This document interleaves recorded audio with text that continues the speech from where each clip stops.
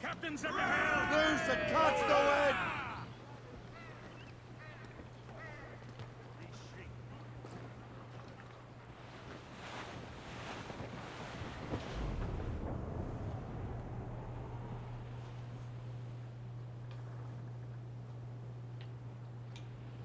As I rolled out one morning, away.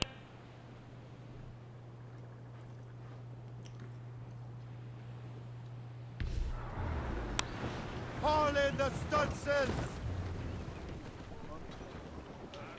Away anchor! Captain's taking the waters!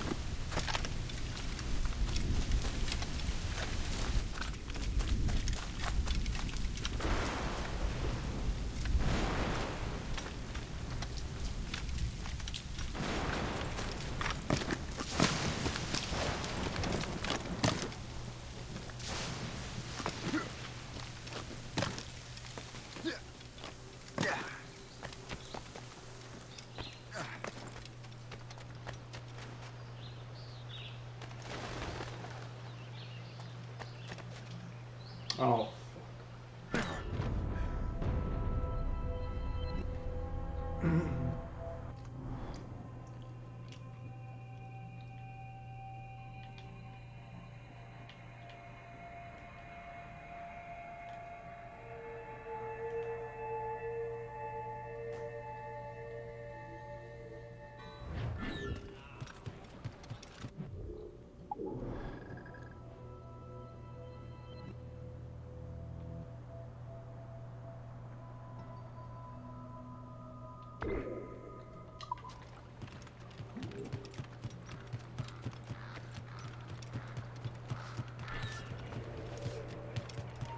Hé, là-bas, halte! Qu'est-ce qui se passe?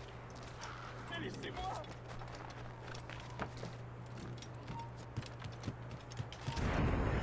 Quoi? Arrête!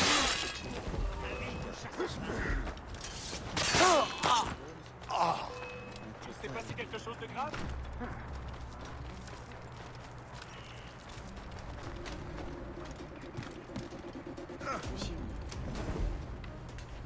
Allez! Disparaît! Arrêtez-le! Bon, où est-ce qu'il a pu passer? Ah, la vie chasse à faim.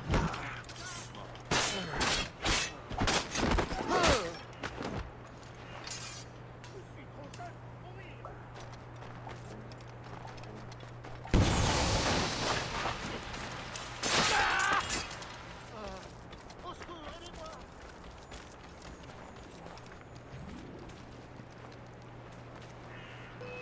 visée.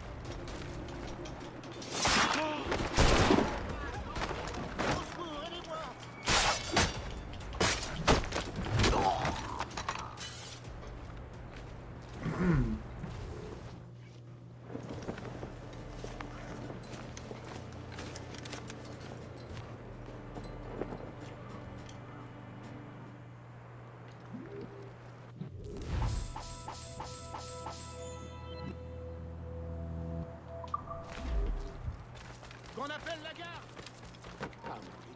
Vieux. Halt. Enemy sight.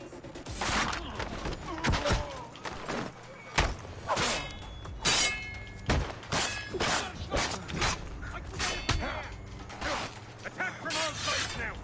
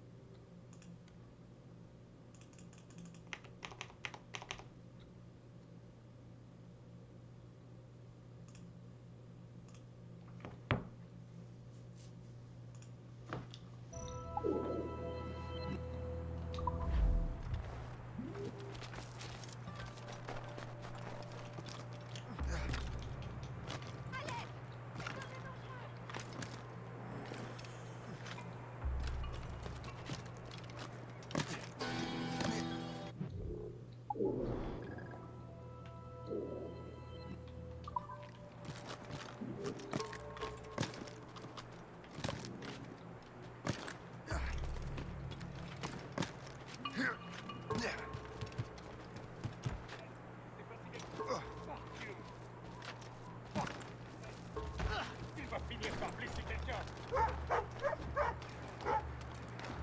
Starting all kinds of trouble, are you?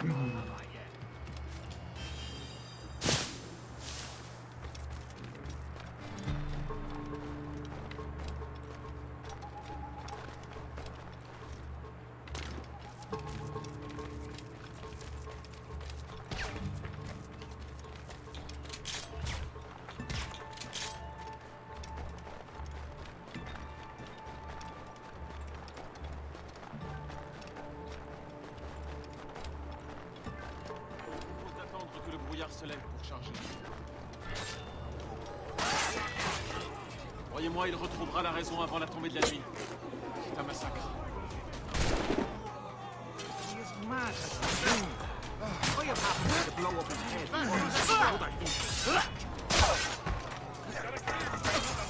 Le capitaine est un imbécile.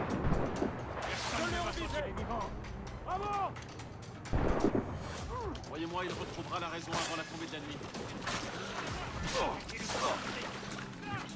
Il ne le perdez plus!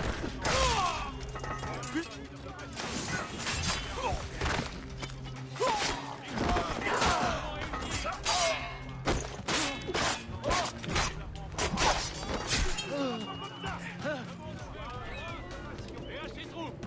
Levons nos verres au roi! Et à ses troupes! C'est la continent cahier du sang. On leur a botté le cul à ces Anglais! Une victoire à l'arraché reste une victoire. Je suis prêt à Hier, faire ça! personne ne rivalise avec notre arme. Je C'est dérange tout ce mon continent. mignon! Attaquez ensemble!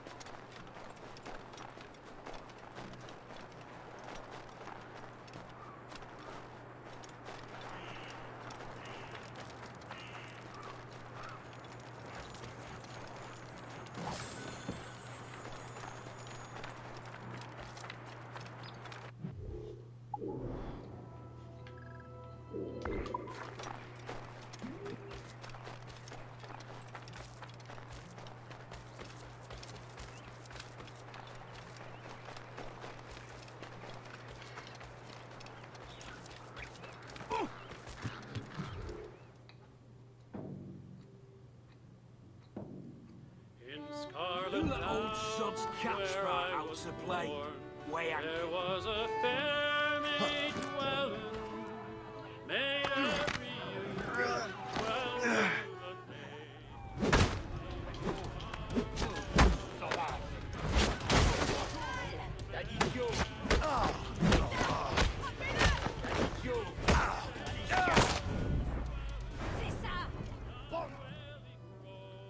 On his deathbed lay, for love of Barbara Allen.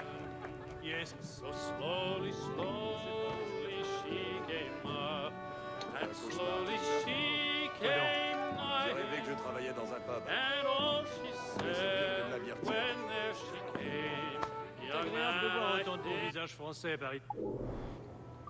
you're dying. When he was dead and in his grave.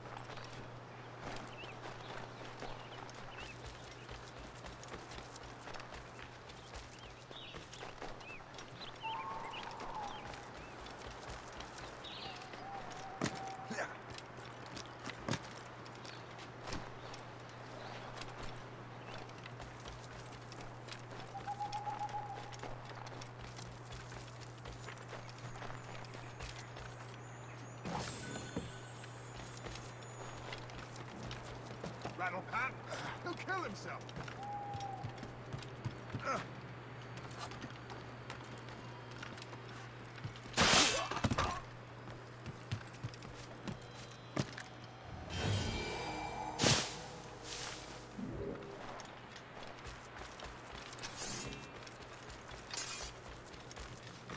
What's come over that one?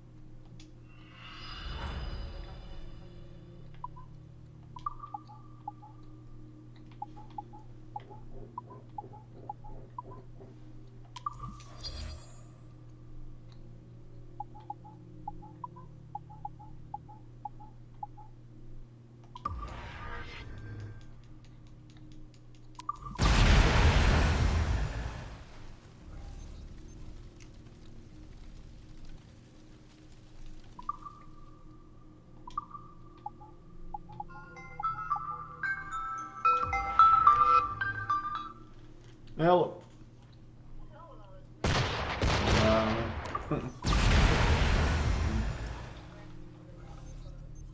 Who? Brent. Oh, yeah. Mm-hmm.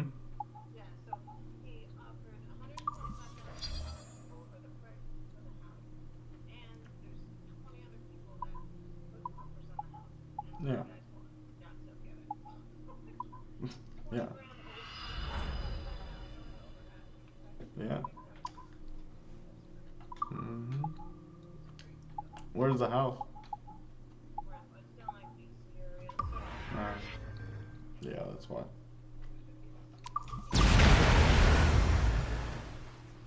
No. I don't think so. Hmm. Yeah.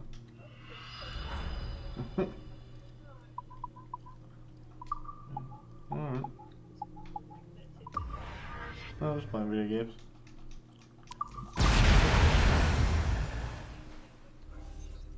Hmm.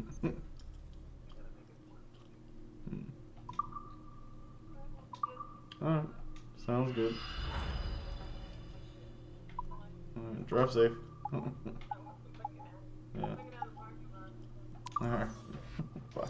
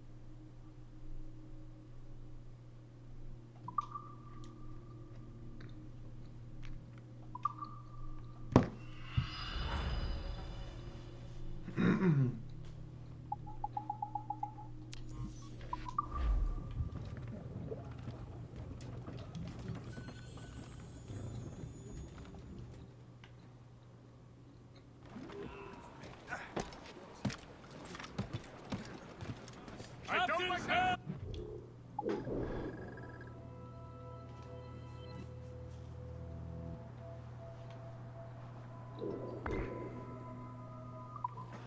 Get the mainsails into the wind!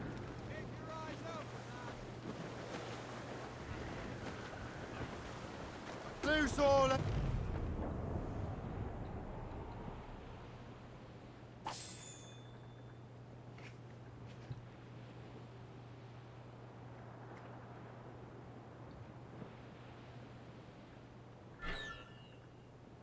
Hey, boys!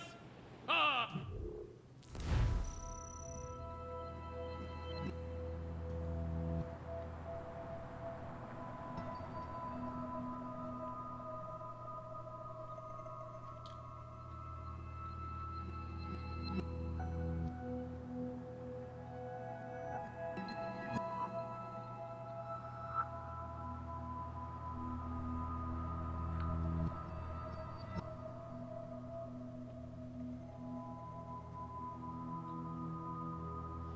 Right here in South.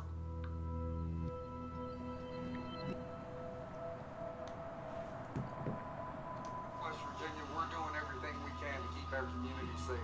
But extreme Democrats have left us demoralized, and now they want to defund us. Glenn Youngkin, he's different. Have you heard the news, Big Johnny? One more day, we're homeward bound. Short sail! Get off the squall! Anchor ahoy!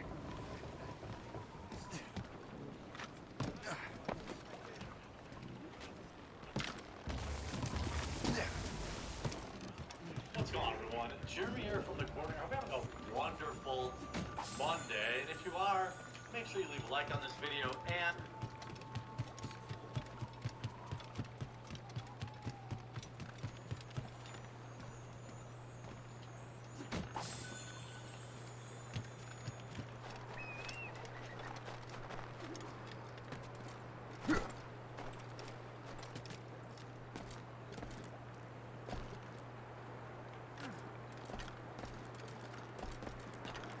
haven't yet, click that red subscribe button down below. It immensely helps the channel, and I greatly appreciate your support. Now, many of you have probably heard the Let's Go Brandon meme, which I feel like is at the end of its shelf life now. It had a good meme run, longer than most, and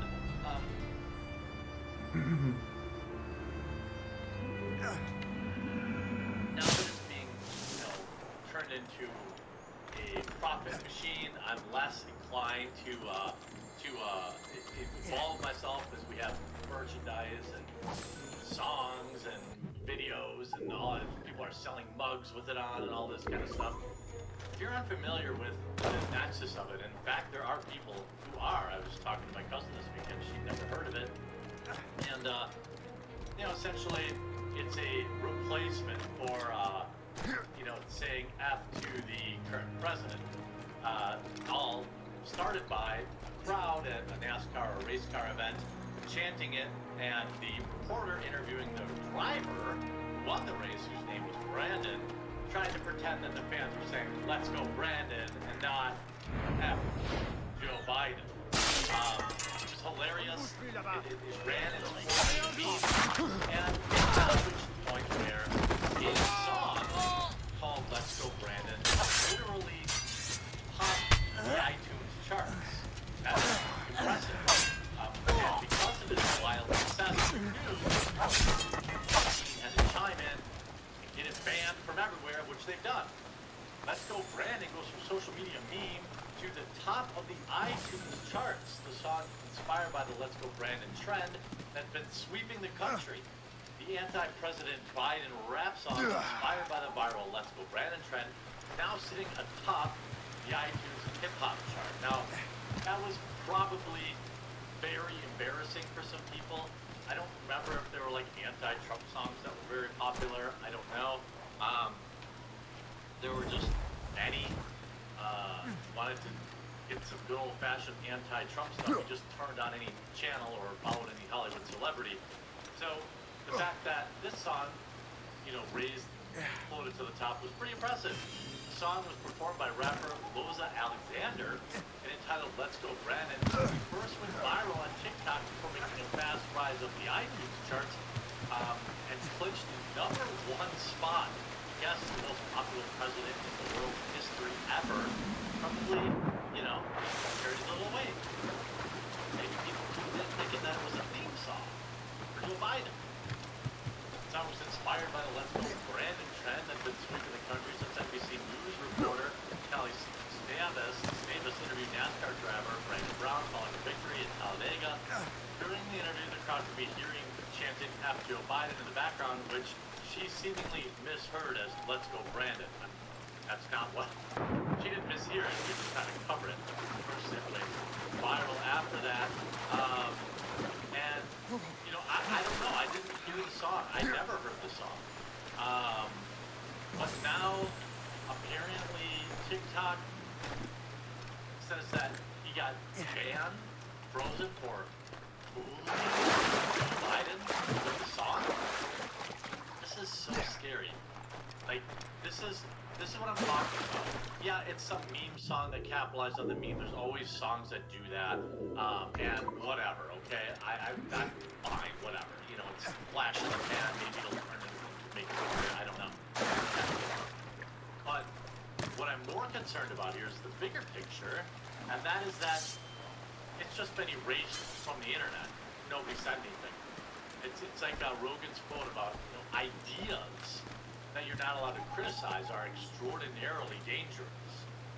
YouTube and Instagram both banned rapper's anti-Biden song, still hits #1 on iTunes. Rapper Bryson Gray's song, "Let's Go Brandon," was banned Thursday from YouTube for allegedly containing medical misinformation, and then apparently banned Sunday from Instagram for harmful false misinformation. YouTube banned "Let's Go Brandon" song from its due to medical misinformation. To the Twitter, what medical misinformation? Whoa. According to Fox News, the artist said that the lyric version of the video was first banned, but now the actual music video was taken down. And in right. What's interesting to me is, you know, I'm not exactly sure what the line is. After Gray tweeted about the band, YouTube tech support said that it would review the matter, but Gray still hasn't heard back. Jumping in, we're passing along this to the right team for re-review. The reply said, re-review, sorry. We'll share updates. Following the band, Gray's song became the #1 most downloaded on iTunes, according to Pop Vortex ratings. On Sunday morning, ironically, the #1 spot was earned as Gray learned that Instagram had apparently also banned his song. We did it, banned from YouTube to passing Adele on the iTunes chart to become the #1 song in the country. Stop being afraid of censorship, stop being afraid to be canceled, stand up. Well, if it was the #1 song and he got $1.29 every time he downloaded, I don't know. I imagine that means there's a couple 100,000 downloads of the song, so you probably secured a nice little bag. Good for you. Instagram just banned the music video. Haha, cute, but it's too late. Why is the most censored rapper in the country someone that doesn't even curse in songs? Gray told Fox News. On the rapper's album Letters to the Church, he says via Twitter that he uses no profanity, no unbiblical ideas. Every word is based in scripture. Why can he rap about doing all sorts of stuff, but when I rap about questioning the government, I get banned? Is it still America? Gray asked. Fox News, the song takes multiple shots at Biden regarding his chaotic Afghanistan withdrawal, cognitive ability, and handling of the coup. Last week was highlighted by the Daily Wire. Another anti-Let's Go Brandon soared to #1 on the iTunes hip-hop chart. This one by rapper Loza Alexander. So it seems like the country really likes Let's Go Brandon. In the song's chorus, a voice repeatedly chants the iconic anti-Biden mantra and immediately followed up by a sample of a crowd chanting the original line, the more rough and ready at Joe Biden, the post-millennial reported. Alexander can be seen in the video wearing a red MAGA-style hat, white lettering on it that reads "Make Music Great Again," and rapping about how many Americans are experiencing regret. Now he feels vindicated due to the poor performance of the Biden administration. Yeah. I don't like that our country has to suffer so that people can feel that sense of, you know, vindication, but it's kind of true. And, you know, I think, you know, whoever you voted for in the last election, I doubt many people would be really happy with the way things are going right now. It's not exactly shocking to me that this type of song would pick up some steam. I mean, the meme-inspired song, you know, I don't know. Is this version still out there? Okay, yeah, this version's still out there. Good for you. I don't know. Apparently, all these people actually aren't black though, because according to Joe Biden, if you don't ride with Biden, you ain't black. So this is the second song, because this was back on October 16th. Obviously, people are just, you know, seizing on the opportunity, but it is very concerning that, you know, you're getting. So the original song gets banned. He gets booted for bullying the president. I thought that was our Supreme Court said that was okay. And by the way, if you've been watching any college sports, which is odd to me that it'd be colleges, but any college sports, you hear "Let's Go Brandon" every weekend. Most every NFL game you hear it. I don't love it because it's still kind of getting political. I would be lying if I didn't say I took some joy in it because, I'm not a big Joe Biden fan, as you might know. But hey, everybody makes mistakes in their votes, and I have several presidential votes that I cast in my past, and I would like to have it back. But the fact that we're canceling this type of thing is very concerning. You see here the greatest apology. WAPO forced to issue the greatest correction in history of journalism in their "Let's Go Brandon" hit piece, even the mainstream media. Over the weekend, the Washington Post wrote the definitive history of the "Let's Go Brandon" chant, and you might have been too busy chanting "Let's Go Brandon" at a sporting event to notice one congressman dropped an LGB on the floor of the House, and anti-Biden bars started blowing up on the rap charts. WAPO looked into the history of the popular euphemism for telling our president to fornicate with himself. If you care to read the article, here it is. We summed up the anonymous White House staffers claiming that they never heard the chant, and implying that the chant has never started on the chants. Well, another glaring error, according to WAPO, Donald Trump Jr. has promoted the meme that was a rally encouraged the audience to chant Let's Go Brandon. Here's the rub. The rally was before Let's Go Brandon even became a thing. You can see the Washington Post. Former President's son, Donald Trump Jr., repeatedly quoted the meme and the original chant on a social media feed at a speech in Georgia. He took the stage after the crowd had been chanting USA and roared, "There's a couple other chants I've been hearing going around. Have you heard the other one that's been going around? Let's Go Brandon." The Washington Post had to issue correction that Don Jr. did not encourage a Let's Go Brandon chant. He actually encouraged a F Joe Biden chant. Donald Trump Jr. issued the following statement following the WAPO and their promptness for handling the matter. This is the greatest correction in the history of journalism. It's frustrating because it wasn't a correction, it was just a lie that they just completely made up. This is why I fight against censorship, and this is why I support alt tech, because it's so easy to sweep this stuff under the rug. Let's go, Brandon. Hope you enjoyed this video. We'll talk to you guys real soon.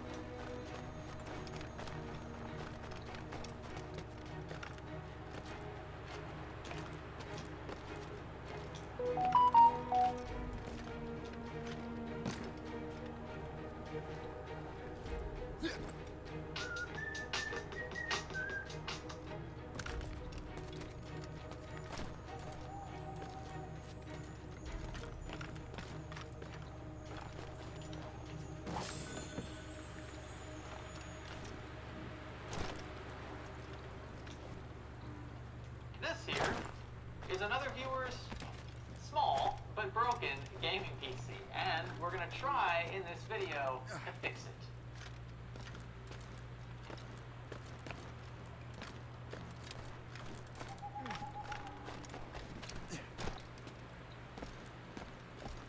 I'm gonna read the email I got from the owner regarding the issues this system is exhibiting. He says, "Hey Greg, I came into my office and saw that there was a black screen. I thought maybe it had just gone to sleep, but it wouldn't wake, and when I tried to turn it off using the front panel connector, it didn't work and the light stayed on.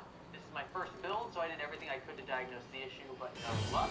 He actually took it to Geek Squad, and Geek Squad apparently they told him it was a motherboard, and they told him he should RMA it. So he did that, but still the same issue persists. So maybe this system was misdiagnosed by Geek Squad, or maybe the RMA request he sent and whatever was sent back to him was still defective. So who really knows? He says it won't boot, won't post, or anything. So this sounds like the perfect candidate for the Fix It Flaw playlist, and that's why it's here. Hopefully we can fix it for him. Stay with me. To get rid of that annoying activation watermark, hop on over to VIP STD Key. Purchase a Windows 10 Pro OEM key for fractions of the price of retail. Just use a secure payment method like PayPal, receive your key in seconds, and activate your OS here. Bye-bye watermark. And be sure to use our new offer code SKGS for a sweet discount. Now for those who are new to the Fix It Flaw playlist, the premise here is simple. We reach out to folks in and around the Orlando, Florida area and ask them if they have broken systems in need of a proper fixing. The caveats are we don't charge them anything so long as they're okay with us taking on their system for a few days, as long as they're okay with us filming the process. I can monetize these videos, this is where I make my money, and I don't uplift anything. They're already gracious enough to loan us their systems for a few days. So let's kick things off with system specifications. He's got an NZXT H1, obviously. I'll check to see if he's got the nylon screw replacements for the riser cable. He's got a BU450i Aorus Pro motherboard, a Ryzen 5 3600X, Radeon 8 gig, what is Crowded it? up. 570 Armor 8 gig graphics card, Corsair Vengeance LPX, he's got two 16 gig DIMMs, he's got a Samsung 970 EVO SSD, half a terabyte, he's got 1 terabyte WD Blue SSD, and a 2 terabyte WD SSD here is his work from home system, and that's why he's been so desperate for this product, because this is how he makes a living. So that's why I'm going to do everything I can to get this working, and that really took the time to drive out. So we'll see. And the first thing we do is every troubleshooting process to attempt to power the system on. We need to replicate the issue described by the owner in order to make sure that what we're seeing No soul but mates. she was seeing. If not, then it's possible that might have been damaged in transport, and that's entirely we can't do. I don't want to deal with as a business owner. In my case, we would actually replace things either way, so it's not really too big a deal. Nonetheless, we're going to power it on and see if it actually powers on. Apparently it does. So, with everything hooked up, get the HDMI connected to our portable monitor here, I think we are ready to power on. Power button.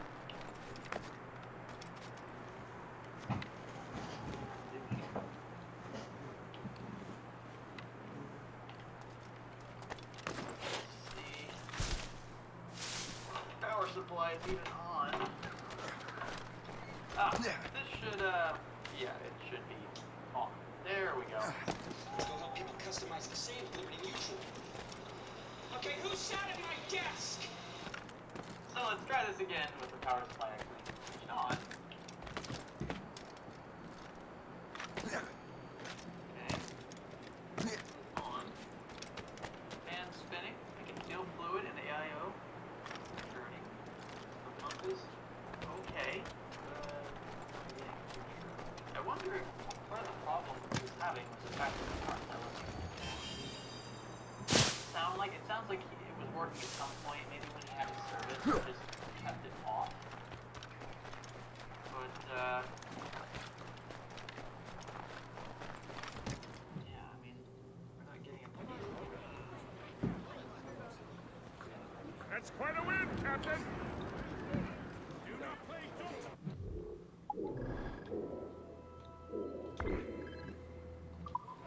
Mates out. Let's go. Reef the mains! Clue up, gallants! Crowd on every inch. Hit my head, sir. Ease off the wind. Whoa, pick it up, Captain! Have you checked the sheets?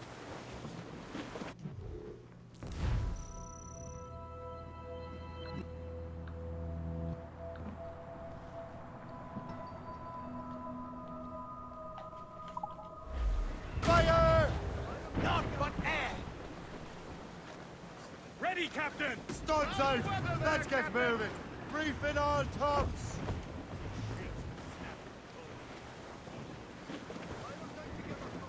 Or set.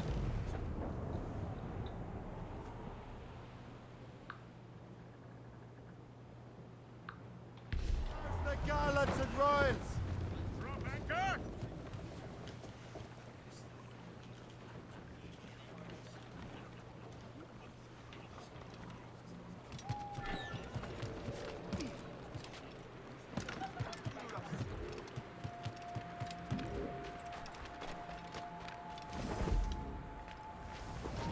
On ne bouge plus. T'as déjà un pied dans la tombe!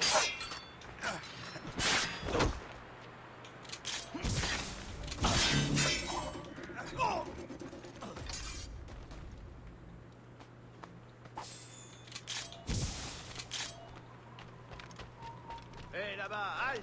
Tes dernières paroles.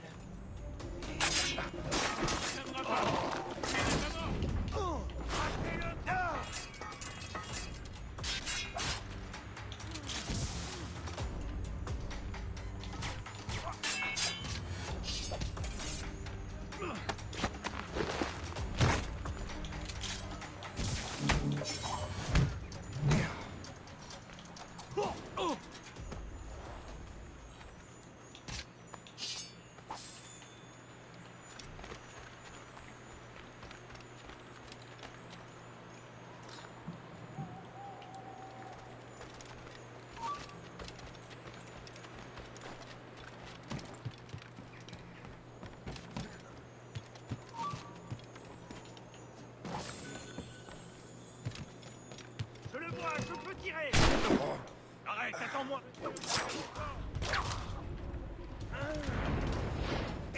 Tu n'échapperas pas à ton sort. Mieux vaut regarder par là.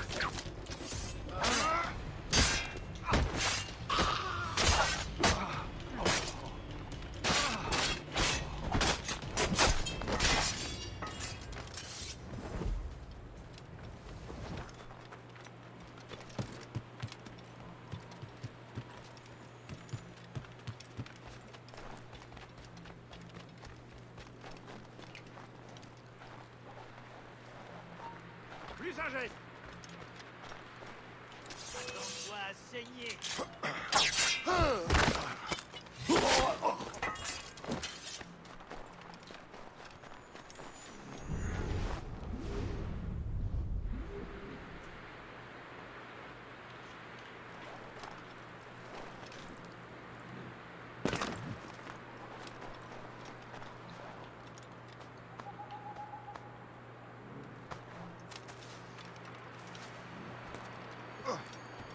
I'm Glenn Youngkin, for governor. I sponsored this ad.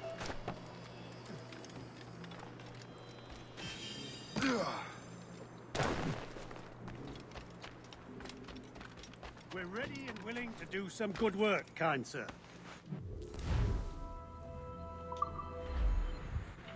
Thanks for your vote, ma'am. But I'm here for that money, bro. What? If elected, Terry McAuliffe's plan could...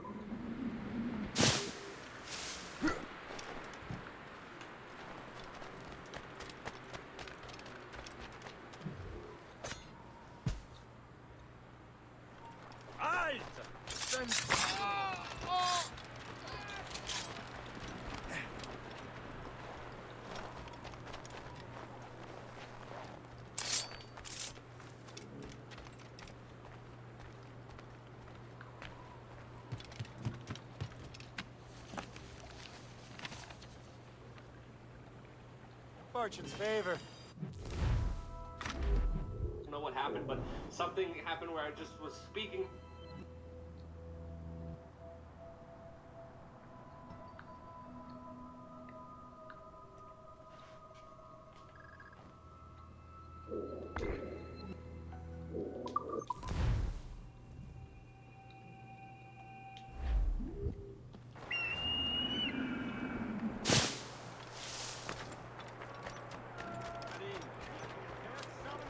Arrête-toi.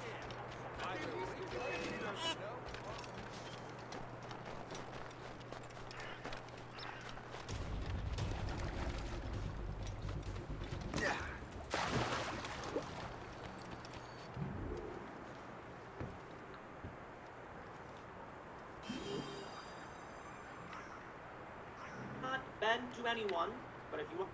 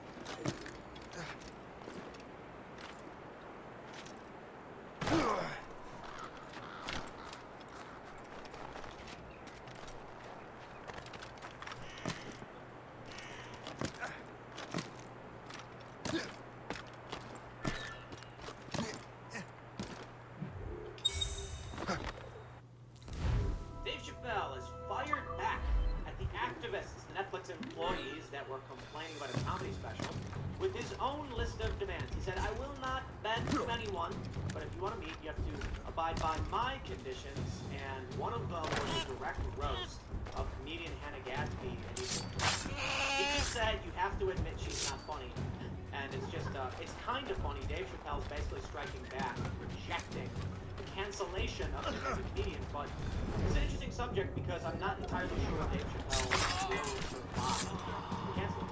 Because this jumps in front of the government, as you may have seen in the protests, they attack people, the media lies on their behalf, and it goes viral. But I gotta say, Dave Chappelle's response right now might actually be what helps cut this off. Because he's refusing to back down anyway. Maybe we'll just get that. We gotta talk about that. And I want to talk about CNN's ratings being absolutely miserable. Wait to see my blade buried in your heart! Because Fauci was funding some very disturbing animal experiments, and now people want to do the election. We'll talk about that. We'll talk about a lot. There's a lot going on. Cops quitting, cops protesting in New York, marching down the street. You've got San Francisco prosecutors quitting. People in San Francisco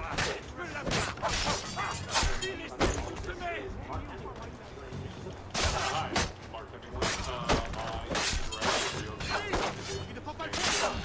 I have worked at King Magazine, 2 days newspapers, Financial Wire Service, and Think over the course of my career. And yeah, so I'm glad to be here at the Future. Thank you. There's a book behind you. Yes. So I co-wrote this book with my wife behind me.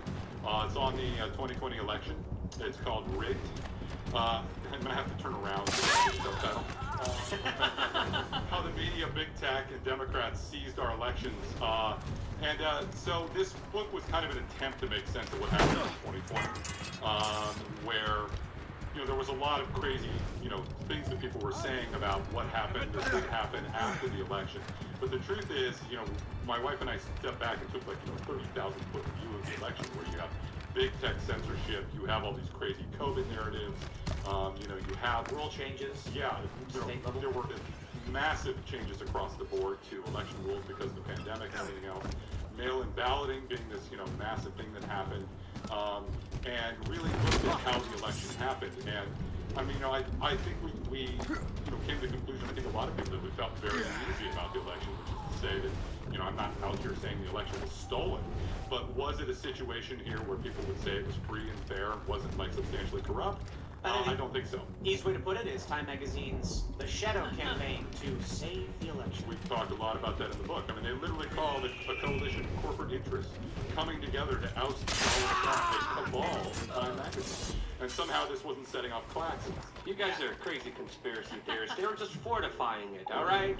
Welcome back, beautiful and amazing human beings. This is Gradowski here of WeAreChange.org, and we just had an incredible event just a few hours ago here in West Virginia. It was awesome. I remember going on stage, and I don't know what happened, but something happened where I just was speaking my mind, and I was like, wait, hold on. I don't want to take over this event. But it was really incredible. It was really awesome, and I was so happy to be a part of it. And thank you guys for organizing it. And oh yeah, the shirt I have on will either get you instant friends or enemies, and it says the media is the virus, and you can get yours on thebestpoliticalshirts.com. It was invigorating to be 8 feet away Accept from you. my challenge. Lit fire like a lightning rod on stage the other night. I don't know what happened. I was just like, Spirit embodies you, Luke. Fire like a lightning rod. That's right. I'm part Slavic too, I think, deep down. Hey, I'm actually just looking at Rogan's Instagram and I see him, Chappelle, Donnell, Segura, and Jeff Ross played in Nashville. I think Dave's gonna be okay. He's got a good group of friends.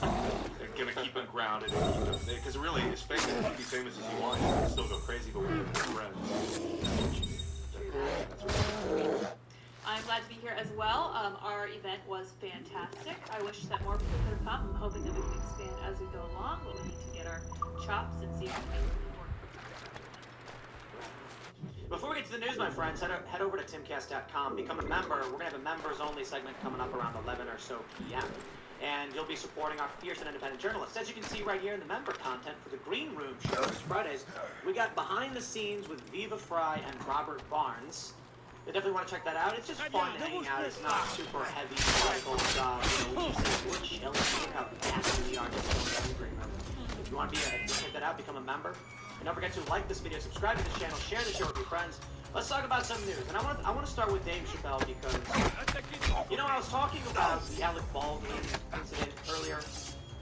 I believe new information has emerged showing that Alec Baldwin is potentially criminally responsible for this. And I'm not trying to make this a segment about Alec Baldwin, but I want to explain. This is a guy who is the producer on a movie, who knew there had been a negligent discharge multiple times, was then handed a weapon, did not check it, even though he's been trained for decades, pointed it at the crew, pulled the trigger, killing a woman. And you see all these people on the left saying he's not at fault, there was an accident.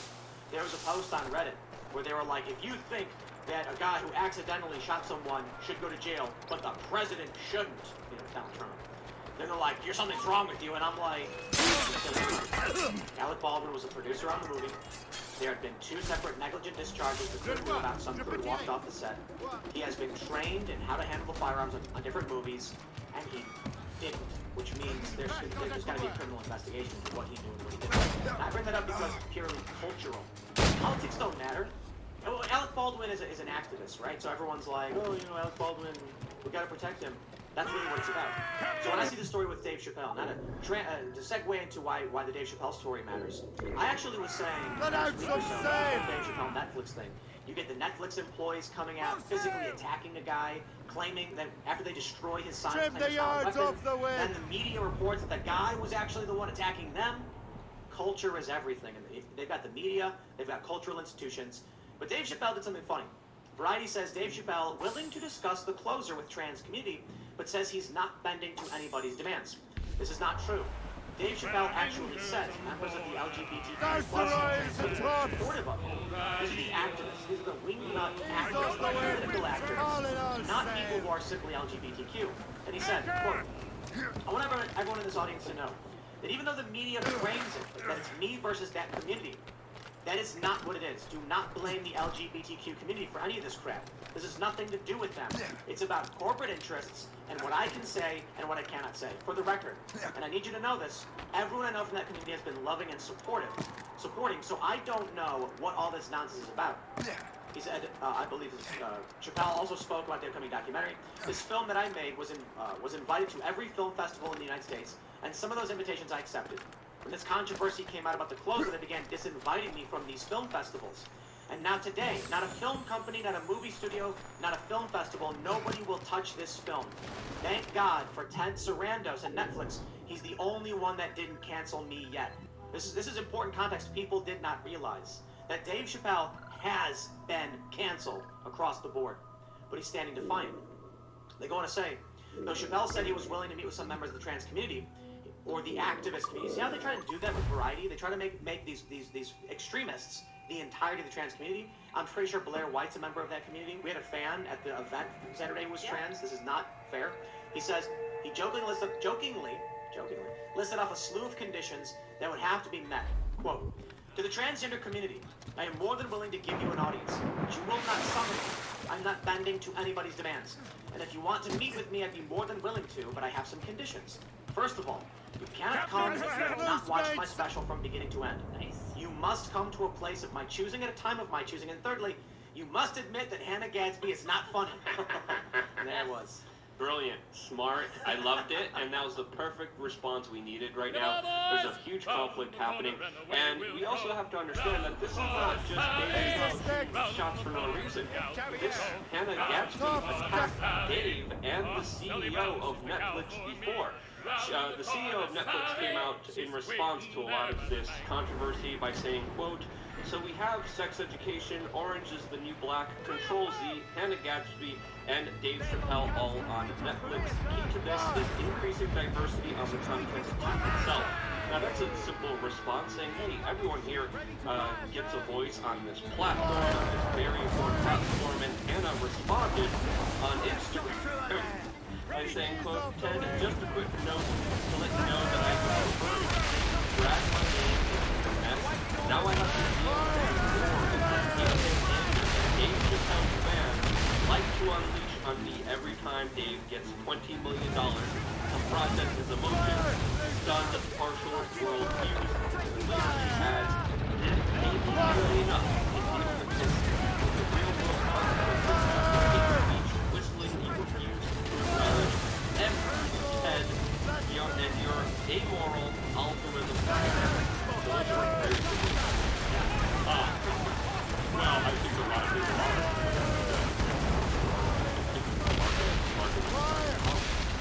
Well, that would induce some kind of hateful response to me if I was told that but, you know, you made a really excellent point there, though, about how they keep trying to say that this activist phrase represents this line of wrong.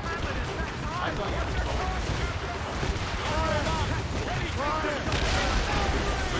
I'm a gay man. You know, my historical civil rights struggle and whatever else there is about my identity is not the same as the lesbian. It's not the same as the bisexual. It's not the same as the lesbian.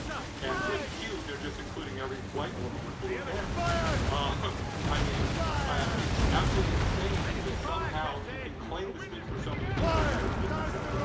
I'll say this. I was saying at the start, I think Dave Chappelle. I tweeted, LOL, they're trying to cancel Dave Chappelle. And I think it's actually, I think it's like, hear Dave, that's one of those participants. They got it. Yeah, I'm pretty sure. He's talking about the well, I'm assuming no, nothing replaced it yet. But he's saying, he says the film I made went to every film festival in the U.S. When the controversy came out, he got disinvited from all of these film festivals. He only Netflix. I think this only happened because he opened up the possibility by ending the comedy special seriously. And I think if he would have laughed it off, I think it would have been like sticks and stones. That's just my personal opinion on this matter. But again, as you see, Hannah Gadsby's response very serious.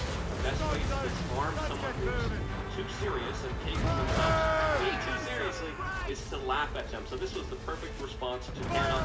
And you know, a lot of people are laughing about this. A lot of people were talking about this. This is something that could go either way.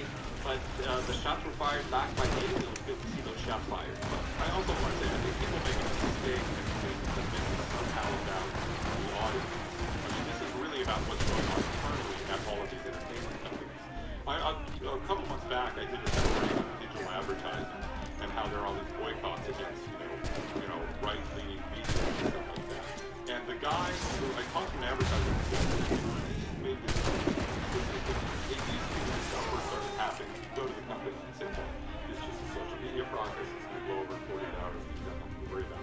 Now it's totally different. The culture has penetrated these companies. So what you've got to worry about is like, you know, Sarandos and Netflix or whatever, dealing with his, you know, top 10 of his top executives coming to him saying, you know, I'm not going to work with this company because they're all, that's fire them.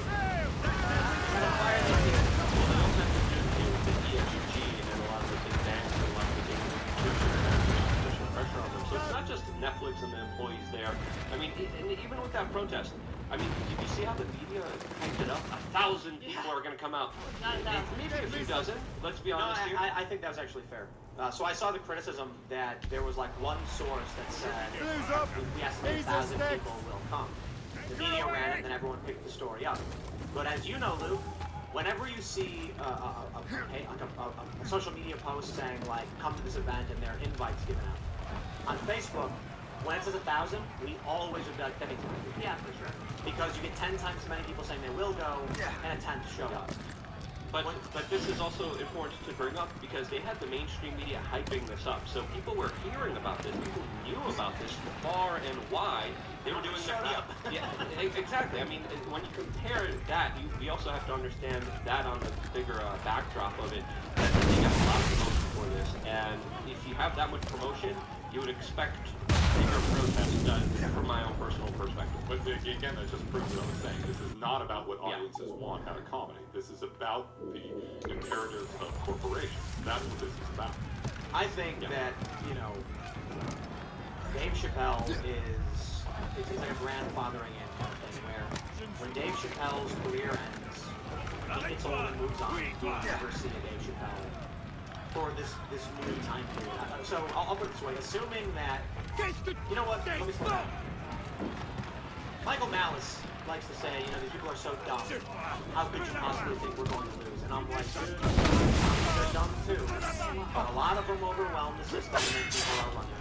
If Dave Chappelle is saying that that's the king, and he's the king, Joe Rogan said he's possibly the funniest guy, the funniest comedian on the planet, then what does that mean for where we're at? So what happens now is, you know, I was actually thinking that Dave Chappelle might survive this.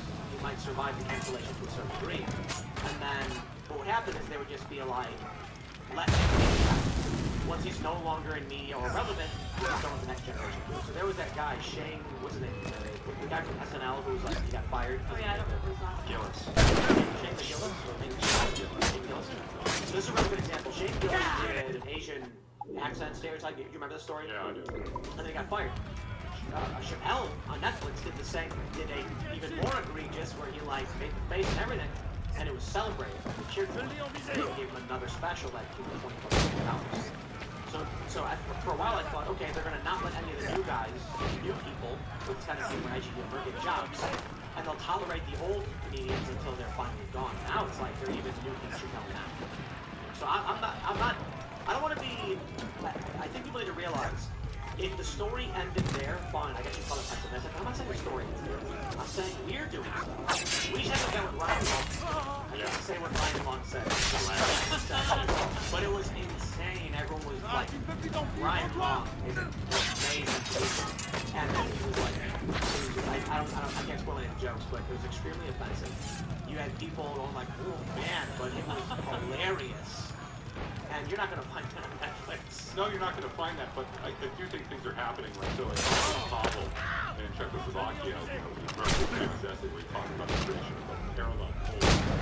Meaning that, you know, when you live in a culture that is so, you know, dominated by lies that it's necessary for the people that don't want to listen to this by lies to, like, create a, you know, their own culture to live by them. Now, the crazy thing about this, what's happening, they're forcing all this stuff on us top down, right? But at the same time, we're not communist Czechoslovakia, you know. I mean, you know, maybe, you know, it's not dark yet, it's getting there, but we still live in a culture where we can build our own institutions, we can do new things, like, you know, this show, for instance, build up a parallel polis, and maybe we can have that, we can supplant this sort of dominant ideology. Break people out of that. And they're like the DC now, they're Washington State, like, that will shatter this nonsense. There's a lot of people who live in this matrix, you know. But I want to say something. I always didn't like the day when my name was trending. And it was also trending alongside Noam Chomsky. For one reason, dude. Saw it. I saw it. Because we walked out of the theater. I will say this, and I'm trying to be offended. The only people who like Dune are the originalists who are fans of the book. They understand what they're watching. They're inspired by the cinematography, the art, amazing, incredible. And the robots that were made to be on the internet to prop up the movie themselves. But I genuinely think they're trying to tank the movie because they released it for free on HBO Max. But I was gonna say, you know, I'm trending on Twitter, and I'm like, this is why there's going to be a civil war. not seriously about him, but we walked into the theater, I said the movie was too slow, there was no story in the hour we watched, it was confusing and nothing was happening. To the hardcore Dune fans, they totally understood it, we walked out. But to see the amount of hate that was generated by this, and a ton of the tweets were basically like, they were political. The leftist Dune fans were attacking me over politics for me saying I didn't enjoy a movie. And I'm like, we are absolutely effed. If we're like at a point where these leftists are all sharing my tweet. My name was trending because leftists were quoting me and sharing it around. I had high-profile YouTubers on the left. That was their big attack. That was it. Not a policy position. Because what do I tweet about when they're going to be something I disagree with? I look at things like that, which, you know, in turn, like the Alec Baldwin thing. That's why I think culture is the most important thing. Otherwise, or I should say, what's happening is that there are people like Noam Chomsky, and we'll start talking about Noam Chomsky in a minute, who think that they own all culture, the entire country, and that they are the dominant force with supreme power. And then there are people who realize that's not true, and these people are moral absolutists and authoritarians. But I wonder, you know, if any of those people will realize that they don't have the majorities they think they do. I think sometimes we might be too hard on ourselves, and I think we should celebrate some victories, especially when it comes to alternatives, whether it's this show, Rogan, and others. We have to understand, even with all the odds against us, even with the demonetizations, the downrankings, and the controlling of the algorithms, still, our voices are heard, and I think that's a victory in itself. But even if they do cancel Dave at these festivals are missing out on a real discussion that people really want to have about these issues, that is honest, that isn't censored, that isn't squeegee clean, that isn't people lecturing them about what they think is right. So I think these voices will always be heard in one way or another, and it's a good thing. This event on Saturday, we had a bunch of people come out, and someone asked me about Joe Rogan, and they said they felt like Joe Rogan was letting us down in terms of the culture war and standing up for freedom and stuff.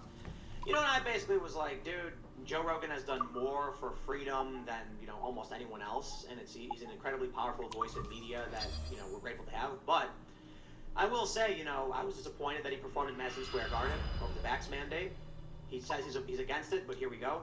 And then we were actually just talking before the show about CNN with Sanjay Gupta and then Michael Malice. We were talking about how, you know, Rogan called Don Lemon a dumb mother effer. Yep, and then CNN tripled down. But you were talking about how he was defending CNN even. Yeah, I mean, Joe Rogan clearly has a personal relationship with Jeff Zucker, who runs CNN. But before he ran CNN, he headed up NBC when Joe Rogan was you know, doing Fear Factor over there. On one hand, I respect that. You know, Joe Rogan has a personal relationship with somebody, doesn't immediately want to like throw them under the bus. But on the other hand, I don't know what to say. I mean, he was saying lots of things along the lines of, you know, well, media are important. You know, we've got to, you know, work with these, you know, people. We've got to deal with this. And it was just like completely conflicting. Like on one hand, they literally just personally attacked him, slandered him on air, said things that were patently untrue about what he did. I think it was insane. I mean, the guy also took monoclonal antibodies, which is like the standard medical therapeutic. Well, why doesn't he sue?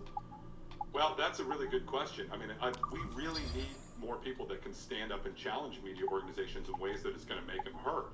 I've written a lot about this before, where, you know, the media in this America have, you know, amazing libel protections. It's very hard to sue a media company, especially if you're a public figure, and, you know, do anything with that. And for a long time, I think that was a source of pride in this country. You know, in the UK and other countries, you know, there are a lot of frivolous libel lawsuits, but we've kind of gone to the extreme. Like, I think maybe 6 years ago, there was a big public interest in protecting large media organizations that were doing important, you know, corruption reporting and things like that at a time when there weren't a lot of alternatives. Now, increasingly, you see things like the Covington kid incident, you know, just really capricious, mean stuff coming from the media, directed to people clearly for political motivations. As a sword rather than a shield. I mean, they know they can't be sued but I know it's going to be difficult and costly to see them. So they're just aggressively going after people in ways that are brutally unfair. You were saying before that Times Consulting was kind of assuming that the media organizations were going to be ethical and maintain that. Which was always kind of a bad assumption, but it was a much better assumption 60 years ago than it is now, when clearly they just aren't. I mean, if you see what goes on, CNN or any, frankly, major news organization where the New York Times editorial staff literally says words are violence. I mean, that is not a regime that we can prop up, under the color of, law. That needs to, ordinary citizens need, and even public figures like Joe Rogan need to have an opportunity to go after these people and stop them from doing that stuff again. Give them an incentive. Bloody their nose. Say, don't lie about it. When did the media become such an obvious propaganda machine? And I don't mean just politically. I mean, you look at Rotten Tomatoes. Right. The film Death Wish with Bruce Willis. This is a studio film. This is a A-lister Hollywood celeb. But Death Wish got panned by critics because they called it a gun nut masturbation film. Right. And it wasn't. It was a revenge film, like any other action film, but they went nuts on it. And that said to me, it's not about making money for Hollywood. It's about making sure only specific ideologies get the promotion from the machine. I think it's Jon Stewart. Jack Posobiec said this on the show last week, that Jon Stewart basically weaponized comedy and politics and combined them, and I was like, gee, I love Jon Stewart. It hurt to hear that, but before that, it didn't exist, and after that, it started to. We also have to admit that this is their greatest weapon, but it's also their greatest weakness. Because the more disingenuous, the more they lie, the more they just make stuff up and attack children or grandmothers who meme at their door and try to dox them like CNN did. The more they just become more and more outrageous, the more people realize, hey, this is getting to a really sick level, and we need some alternatives here immediately. And they will turn to alternatives. The Onion kind of started it too. When people saw how popular it was to just say things that were patently false, and like put a little disclaimer at the bottom, be like, by the way, this is all a joke. It was dangerous. Yeah, I think for a long time, we had a healthier culture in the sense that there was kind of a cultural realm and there was a political realm. And there was a little bit of overlap, as there always was, but by and large, those things were kept separate. And, I don't know, I mean, it's sort of the postmodern influence, I think. Just everything got crazy meta. Like Andrew Barbar used to say, politics is downstream from culture. And that's true to a large extent. And there was this kind of like meta realization across the board that was the case. So all of a sudden, the narratives in culture literally became the quote-unquote narrative, meaning that they realized that they could use that to control things politically. So, in the case of Dune or something, we can't just talk about how House Harkonnen, is an interesting metaphor that might have some salience for our political situation or whatever. It immediately becomes a method of attack for Tim simply because he didn't enjoy a movie. Everything is political. Yeah. Well, it was funny because Breitbart said politics is downstream from culture. Then we started hearing the social justice activists, the woke, saying that the culture is political, or the cultural is political. And then you have people pushing back saying, no, it's not. And I'm like, it is. I think we should take Breitbart's statement one step further and say politics does not even matter. The way I explained this before is, here's an example. You ever see those book Wacky Laws? Yeah. There's like laws from the 1800s where it's like no apple pies cooling on the windowsill on Tuesday at 7 p.m. Never going to be enforced today. Why? Culture. The politics, the legislation, the laws are completely meaningless. Now, to a certain extent, I'm obviously being a little hyperbolic. If there's something on the books, and we're like, I disagree with this law, and then they're going to be like, yeah, well, the law's the law, and you go, I guess. However, over time, when culture changes, those laws become completely meaningless, and they can remain on the books, and politicians can say that you can't do that, and people do it anyway. So if that's the case, then culture is everything. And if we're not advocating for freedom and liberty and pushing back against authoritarianism, then you will live in the authoritarian woke matrix. And that's where the Democrats, the people who live in these bubbles, the activists screaming at this guy at the Dave Chappelle thing, they live in the social credit system. You can choose to live in it or you can choose to walk away. But right now we're seeing it get bigger and bigger. Dave Chappelle has just been flunked out of the social credit system. Yeah, I think there's a lot of truth to what you just said. I mean, the whole point of the way the American political system was set up previously, it was to be a quote-unquote limited government, precisely because they expected everyone to live basically the full spectrum of their lives in the cultural sphere. And now you can't get away. I mean, and that is in and of itself very much a form of tyranny. You know? We're basically two separate cultures demanding each other abide by the rules of the other, and that is untenable. At least two. The court of public opinion is so real. They and then now that everyone's in public, it's like the evolution of law. Like obviously, if Beaumarchais, for instance, I don't know if you guys are familiar with him. He's a French revolutionary, basically aided the Americans and was like the #1 French guy that helped. He should be considered one of the founding fathers. He got into legal trouble, but because he was such a celebrity, they just overlooked it, let him out. And what we saw with maybe with what we're gonna see with Alec Baldwin, like what we saw with the guy that kneeled on George Floyd's neck. I mean, that was public opinion. That was a court of public opinion that transpired. Right now, so we'll see what happens. So the laws, they write them down on paper, but in reality, it's what the people feel and say and do that matters. And we have to add another layer to this, that is also manipulated, because when you look at what's promoted, highlighted on social media, what's shown to you first, it's the ideas that they want you to believe in. So if they want to make everyone feel that everyone's outraged about this specific thing, they're only going to be showing you that on social media to the point where it actually creates that situation, because everyone's going to see, this is what people are doing, I want to fit in, I want to be normal, I'm going to be doing this as well. So I would actually point at big tech social media as being far more responsible at setting the culture than, of course, the mainstream media. I mean, less and less people are watching the mainstream media, less and less people are watching Jimmy Fallon and Stephen Colbert. People hate to be lectured to. People hate to be preached to. That's exactly what the mainstream media does. I mean, just a couple years ago, I remember Leno and Letterman, and the way I remember them is that they would make fun of the Democrats and the Republicans. They would talk about celebrity gossip, nonsense. They would rarely get as political as the current commentators do now, to the point where we have all these commentators saying the same thing at the same time slot with very little political difference, because they're literally preaching establishment, bootlicking, talking points. If we see a fascist dictatorship take over, it's going to be corporate. Of course.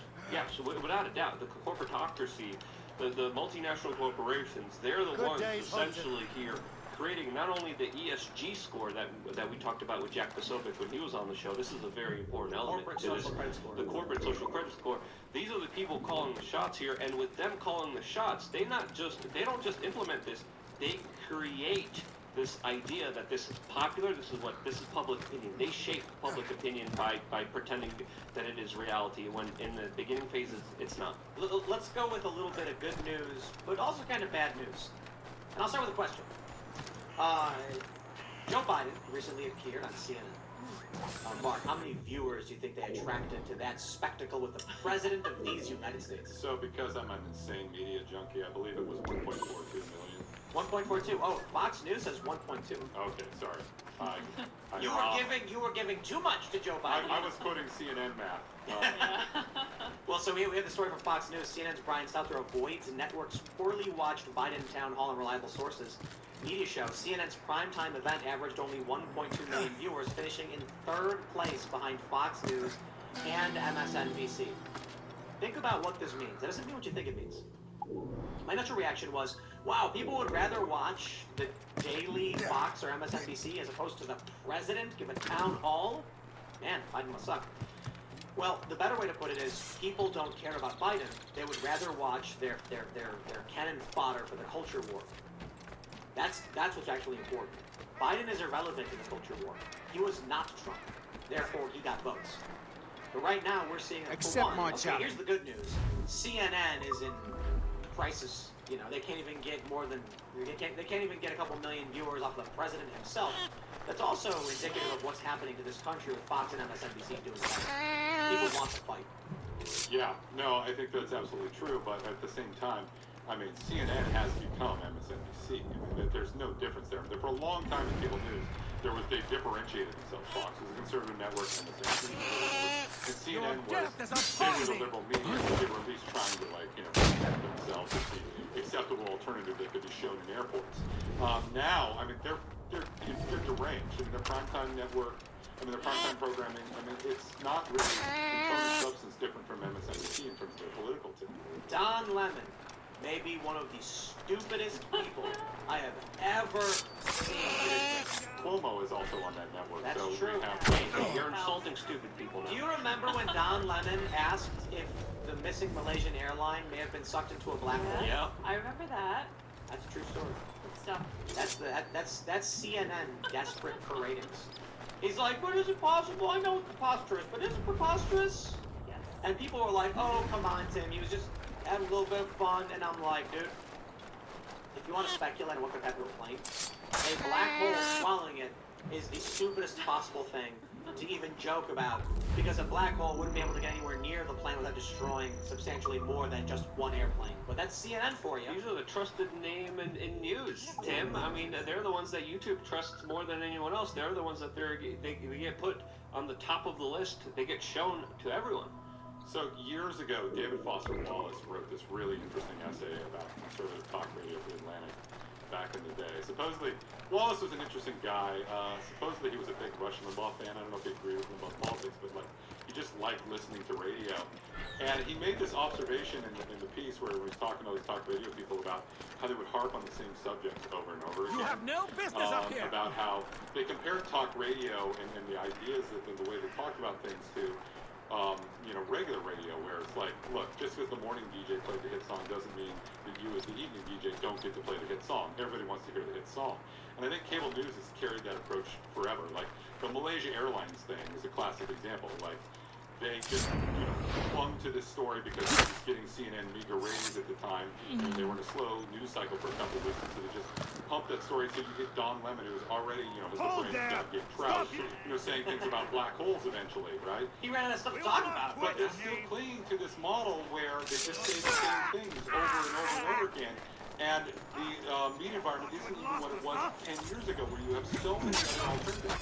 You want to hear a new and fresh perspective, you've got to make other things that you can hear, rather than, one of three or four broadcasts, and they just have full reality. I think what they realized is that with the internet and the infinite, field of choices, that they need to find their specific audience that will continue that watch. It used to be that there were very few channels to watch. We had 4 major networks or whatever, and then all of a sudden you have cable channels. And CNN was getting massive viewership just by virtue of being 24-hour news. I mean, they were the original, 24-hour news channel, so they had the ratings. People would turn it on in airports and hotels, and they worked these deals out. With the internet, people can choose to go read whatever news they want. Yeah. And they can choose the news that's actually comforting to them, and they do, which is bad. So CNN realized we better start pandering as much as possible to a certain crowd. And when Trump came out, the stuff that made him the most money was not liking Trump. So they said, we need opinion guys who don't like Trump, so now they're MSNBC. How do you recover from that, though? Because when Trump's gone, what do you got left?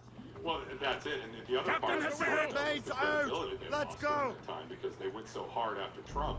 They went down, say, a Trump-Russia collusion rabbit hole that, I just don't even know how that you can even call yourself a journalist after publishing that stuff. That's crazy. For so many years. I mean, and again, they just are like buffaloing through all this. Like new media doesn't exist. Like, the fact that they have been undermining trust on like the major story that occupied a news cycle for 3 years turned out to be false. I mean, and they attack people that call them out on it. The people who, from the very beginning, were like, they're full of crap. There's no evidence. There's no documents. There's nothing to prove their story. I think they were vilified. I think the New York Times won a Pulitzer for their Trump-Russia reporting in, what was it, like March of 2019.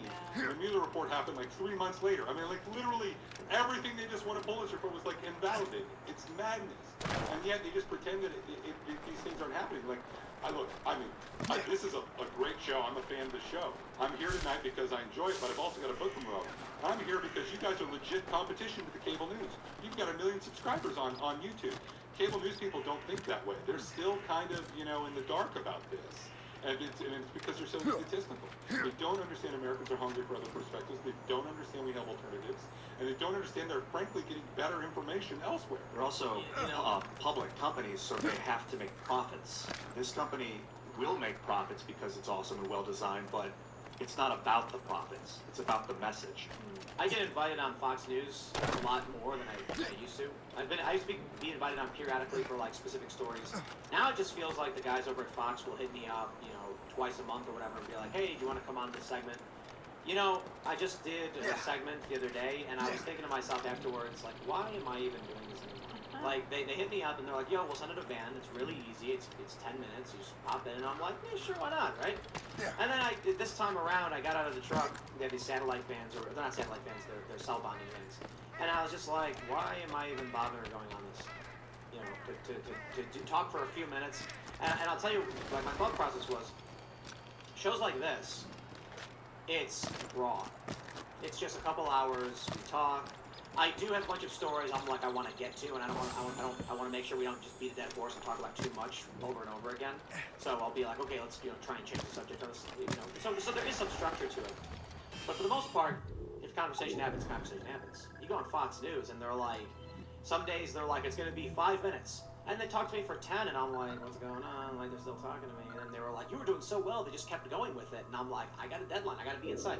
And there are some times where they're like, it's a 10-minute segment, and they're like, oof, they just cut it off after the first sentence because they don't want you to say what you're saying, or they don't like what you're saying.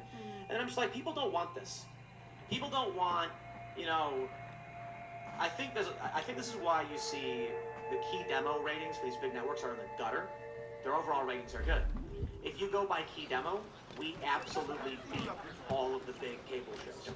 I mean, for a number of years now, I just refuse to do interviews with the mainstream media. There's nothing to it. A lot of people, you don't get that engagement. You don't get that kind of honest, real kind of conversations that could really delve into issues that people could get to know you from, that people could interact and engage with you. Like here, I got the comment section open because your voice matters.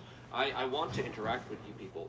Back there, they have makeup rooms, they live in this kind of world of illusion where they think they're almighty and powerful and they have the money to pretend that they are, but at the end of the day, it's just pretend for them.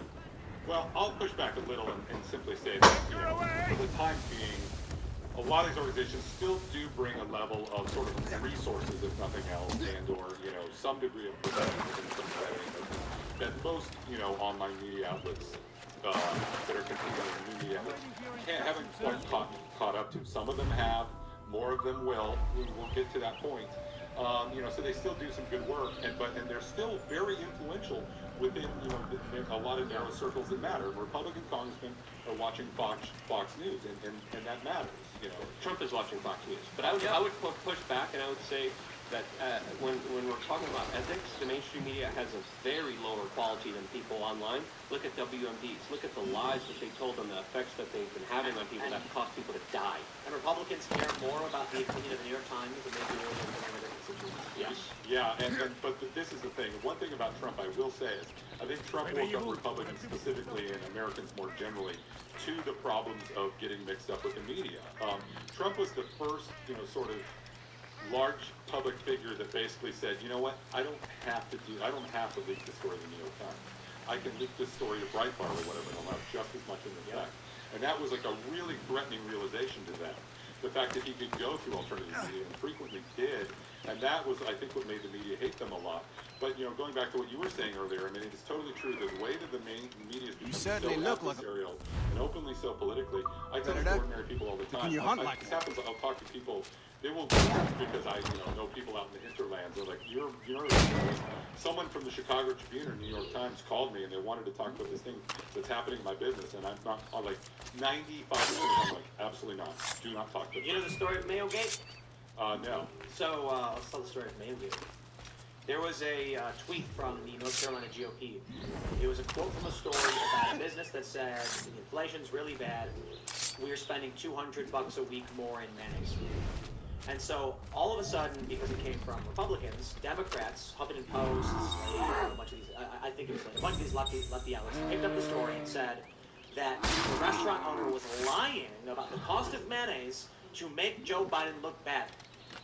They did this ridiculous math where they were like, if the consumer price index is up 5%, $200 would mean that they're spending $3,700 per week on mayonnaise. Or did I say month? There's $200 per week on mayonnaise. And so I did journalism. I called the restaurant and I said, is this, you know, such and such restaurant? I'm looking for the owner. And the guy said, I'm one of the partners. And I said, I saw a story where there's a statement from one of your, you know, principals that you were spending $200 a week more on mayonnaise. And he went, oh yeah, we go through about, you know, I can't remember the exact numbers, but he's like, we use these big 5-gallon drums, about 10 of them. They've jumped up about $18 per you know, canister or whatever. So, you know, do the math, it's like $180, $200, we round it up. And I was like, oh, yeah, why do you use so much mayonnaise? Oh, we use it for everything. It's for, you know, people put on their sandwiches. Of course, we use it in salad dressings. It's used in recipes. So we go through quite a bit of it. And I was like, and what's your restaurant's capacity? It's 250. And I'm like, okay, so if you're hitting near capacity or half capacity, everybody gets a side of mayo or coleslaw or something on their sandwich. Yeah, going through mayonnaise. But they just made up a response, accused this guy of lying. And that's why, you know, like the guy, I ended up getting a call back from someone else there who was just like, I can't believe this is happening. We didn't say anything political.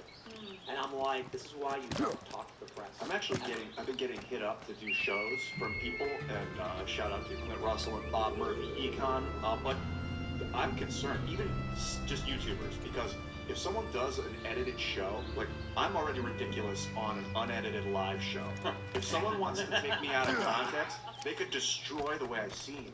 So even like legit YouTube channels that edit their stuff, warning signs go off when they ask me. So, as someone who's a 20-plus year veteran of, you know, major news organizations, this is something I will say that has been a huge shift in the last 5 or 10 years. With this milkshake ducking thing, that did not used to happen.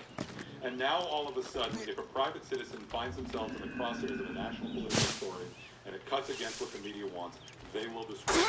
Do you want to explain the milkshake duck thing? So, I don't even remember the actual origins of the meme. Somebody would have to, like, look that up for me. But basically, it's like internet speak for, you know, taking, you know, going through a person's, like, social media history and trying to find, you know, something to discredit them when they become a matter, when they become the center of public. The original meme was something to do with, like, a guy who created a comic or something that everyone loved, trying to be a Nazi or something like that. Yeah. So I can't remember exactly. But there was that, remember, the classic example, I think, was, who was that guy who, like, asked a question in a debate that was wearing a sweater? Oh, yeah, Ken Bone? Yeah, everyone was so enamored with him or whatever, and then, like, 2 days later, and everyone's, like, digging up the fact that he had said some, you know, off-color thing on Reddit once upon a time. This is the milkshake duck is from Ben Ward, aka @pixelatedfoot on Twitter. I'm pretty bullish on some kind of national dissolution, peaceful divorce, national divorce, civil war, whatever. And you're bullish on civil war. Yeah. Like, I don't mean to say that's something I want to happen. Oh, you're saying that you're thinking the likelihood. Like, okay. Yeah, I'm looking at it like, wow, that's gonna happen. Okay. And it's crazy that there's been a lot of things that, you know, Jack Murphy likes to mention this. It was last year in January we had a conversation about a lot of things. We predicted a bunch of stuff that was going to happen based on what we were seeing. And I remember Jack hitting me up being like, dude, you need to go back and watch the episode we did. It was like the first guest we ever had. Oh, yeah. And he was like, we predicted a lot. I was like, really? He was like, yeah, dude. And I was like, good. So I see these things in media, and I think one of the things about it, there are a lot of people who tell me I'm crazy for bringing it up, but now it's starting to change. Man, I thought it was so funny. I'm not afraid to speak my mind and give my opinions, even if people think they're dumb. Like when I was like, I didn't like Dune. Everyone's like, you're insane. Dune's the greatest movie. I'm like, I don't care if I feel a way, I'll say it. Back in the day, when I used to talk about Civil War, people would be like, you're nuts, it'll never happen. Now I have people being like, you've been talking about Civil War. Like I did Russell Brand's podcast, and he's like, yeah, he said Civil War, and then I go through all the details, shooting in the Pacific Northwest. Let me show you this story, so you can explain, so you can understand how I feel. This is a tweet from Max Blumenthal, he's a leftist, and it's from a show, Primo Radical. It says, Noam Chomsky doubles down on his previous call for the state to segregate the unvaccinated from society. Quote, how can we get through to them? Well, that's actually their problem. Let me play this when you talk about folks having the freedom to separate if they don't want to abide by these vaccine mandates, what would that look like on a practical level? Does that mean that folks need to just stay home and have the groceries delivered to them? Does it mean like separated communities of folks who are unvaccinated? How do you think this would practically play out? People who say that I don't want to accept further. People said, it's attacking my liberty to make me stop at a red light. It's government overreach. I don't want the state to have that power over my private life. And such people have to be, they should have the decency to remove themselves from the community. If they refuse to do that, then measures have to be taken to safeguard the community from them. Then comes the practical question that you asked. How can we get food to them? Well, that's actually their problem. Of course, if they really become destitute, then yes, we have to move in with some measure to secure their survival, just as you do with people in jail, for example. So there you go. This is Noam Chomsky. He is a prominent figure on the left. That's why they interview him. And this had to be probably the most infuriating thing I've ever heard. But at least Noam Chomsky has become senile enough to admit what they want to do. It's not about vaccines, it's about mandate. You saw him talk about traffic laws. Yeah, if someone blew a stop sign, are we going to put them in a camp and then deliver food to them? No. But think about what he's saying. The same thing that happens if someone refuses to abide by traffic laws. Yeah, they get a slap on the wrist, they get a $20 ticket, and they're told to go home. So when I brought up vaccine mandates, I tweeted this. I said, the left tries claiming that vaccine mandates have been around forever. Weird. I don't recall being carded for my medical information entering a bar before, but if you say so. And then in come the leftists being like, all of these mandates for like smallpox. Smallpox mandate. Supreme Court ruling, 1905. It was the Jacobson ruling, I believe it was called.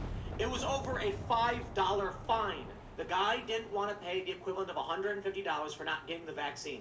They didn't say you weren't allowed to go to restaurants. They didn't say to stay home. They didn't say we were going to separate you from society. They didn't say we were going to cut you off from food. They said, pay about $150 and you're done. And he said no, took him to court. The court said, you know what, they can fine you over this. And that was it. And from that ruling, we got, I think it was the Beck ruling in 1927, where they ended up sterilizing 70,000 women because they used the justification of government-mandated medical procedures to sterilize people the state deemed imbeciles. So when you see Noam Chomsky say, segregate these people from society, and if they want food, that's their problem, I hope you're paying attention to what prominent leftist figures are saying they want to do to your kids. Then don't come to me and say, but Tim, I can't stand up for my rights. My kids need food. Congratulations. When you don't, no Chomsky can come and take it away. And it's not just Chomsky, it's not just commentators, it's world leaders, like the Prime Minister of New Zealand that was asked directly, are you creating a two-class society of people who are vaxxed and unvaxxed with special privileges for the ones that are vaxxed? She responded resoundingly, yep. And that's what they're literally doing in implementing foreign policy. And you have to be made aware of that. So plagues have been a major thing in human history, and there actually is this like extensive legal tradition of the state having extraordinary powers in the time of plague to do all kinds of things for quarantines and all this other stuff. But that was back again when we were talking about smallpox pre-vaccine, that like, you know, people were like dying in the streets with open sores and like was incredibly contagious, that was, you know, killing, you know, 3/4 of entire towns. Like the survivability rate of COVID is, you know, extremely high, and they're treating this like it's, you know, smallpox vaccine. I mean, it never has justified it. Well, Ian brought up a really good point recently when he asked us about where the line is in terms of vaccine mandates. And I was like, I don't think what we're seeing warrants the mandates they're doing. And then Ian was like, okay, so if everybody gets Ebola, then their rights be damned. And I was like, it's a good point. You're like airborne Ebola, it's aerosolized, and people's insides are liquefying and they're dying. And then I was just like, you know, I think about it, and I'm still like, then you should isolate yourself from everyone else if you don't want to take those risks. Which brings me back to the original ruling that the left tries to cite. And I'll say two things. One, they said if you don't get the vaccine, it is a $5 fine. Just like if you blow a red light, they say it is a $50 ticket, $5 back. That was about $100 now. So for Noam Chomsky to say the same thing that happens.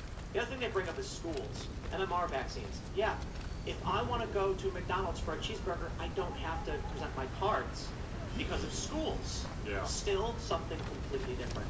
But my greater point was, if they're openly saying, if we have the power, we will do this to you, then the only outcome I see this. I see two groups of people pointing the finger saying, live by my rules or else. Technically, it's not true. The right tends to be saying, leave me the F alone. And the left says, shut your goddamn mouth. We are going to lock you up if we have to. There's also a lot of pushback against Chomsky, against his point of view here. One person writes, glad I was able to learn a lot from reading and watching Chomsky, and glad I was smart enough to learn when it was time to stop listening to Chomsky. Another person just chatted here also, Noam Chomsky is the Parce que j'aurais fait sans vous, cher monsieur. And I would have to agree with that person. This is my entire life. It's insane. People have been following Noam Chomsky around, transcribing his every utterance. Like, literally, that's what they do with him. And the only other figure in human history I can think of where they did this was Jesus Christ. And he is not Jesus Christ. I mean, he said so many, like, dumb and ill-considered things over there. I think he happened to have said some interesting things over the years. What he was interesting. But, you know, he spouted off on so many topics over the years that goes so far beyond his quote-unquote domain of linguistics, whatever it is, that the fact that we're still listening to him at this point in time, never mind that he's saying things that are terrifying or authoritarian. So let's think about what he said. When he says we need to take measures to protect society from the people who won't get vaccinated, he is operating under the assumption that he is society, that he controls it, and that it's his. That's not true. So here's what I posted. When he said, the food, actually, that's their problem. No, actually, that's your problem. Farmers support Trump, 85-12. Oh boy. Truckers support Trump, 10-1. So if you think you're going to isolate these people from society, and then you will be trying to be the nice person to figure out how to feed them, you're sorely mistaken. Yeah. You'll isolate the people who bring the food to your city, and then they'll give you the finger, and you'll say, but wait, I'm hungry. Let's not sugarcoat it. He's calling for camps. He's calling for people to be relocated outside of society, outside of their homes, put into special facilities. Where they are concentrated. And then we would ensure their survivability, much like jail. Australia is already building camps for 2020 and 2022 and 2023. They're still building even more on top of that. So this is not even in the realm of conspiracies. This is not only just being talked about by Chomsky. This is being activated in parts of the world right now where they have camps for people who don't comply. The CDC director just came out today and said that she has a plan for unvaxxed government employees and police, and it's to re-educate and to provide counseling for them. She said specifically, quote, there's a plan should these people not want to be vaxxed. What's the plan? What's the exact details? She didn't really get into all of that. You're the bad person. You see that New Zealand Prime Minister lady? Yeah, no, I saw that. When she was asked by a reporter, are you going to be creating two classes of people? Yes. That's exactly what you do. Yeah. I think it's cool. They're not even hiding it. Yeah. They're so emboldened by the mainstream media cheering them up and blowing smoke up their tuchuses. Family-friendly show. Well, let's also not forget that they're shifting the definition of what's vax. Yeah. Now all of a sudden it's going to include, you don't have your 7th booster for the, Omicron. Just like they shifted the definition for herd immunity as well. They slowly and surely destroy the language. University of Denver flu vaccine mandate. I'm just so astounded that we as a species can make so many movies, books, shorts about apocalyptic futures and nightmare dystopias, and right now we're living in one, and people are like, this is fine.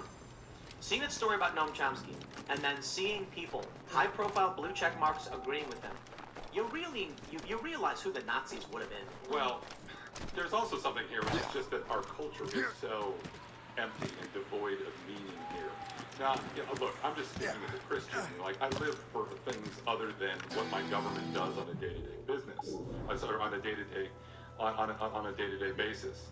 But the fact that these people are, the number one thing that they're afraid of is just dying constantly. You know what? I'm not afraid of dying. I'm especially not afraid of dying for something I believe in. And once upon a time, that was the dominant attitude in America. People had things they were willing to die for. That's a really interesting thing. You maybe just realized something. I'm not afraid of dying, I'm afraid of not living. So for me, when they say things like, you have to live in a cubicle, locked down, you can't go outside, people would rather not live, but be alive. I'm the other way around. I would rather risk my life in order to live. Right. Well, look, they're going to get to live in Mark Zuckerberg's metaverse or whatever it is. Whatever VR goggles they bolt to your head. And their beautiful pod. People are going to gleefully enter the Matrix.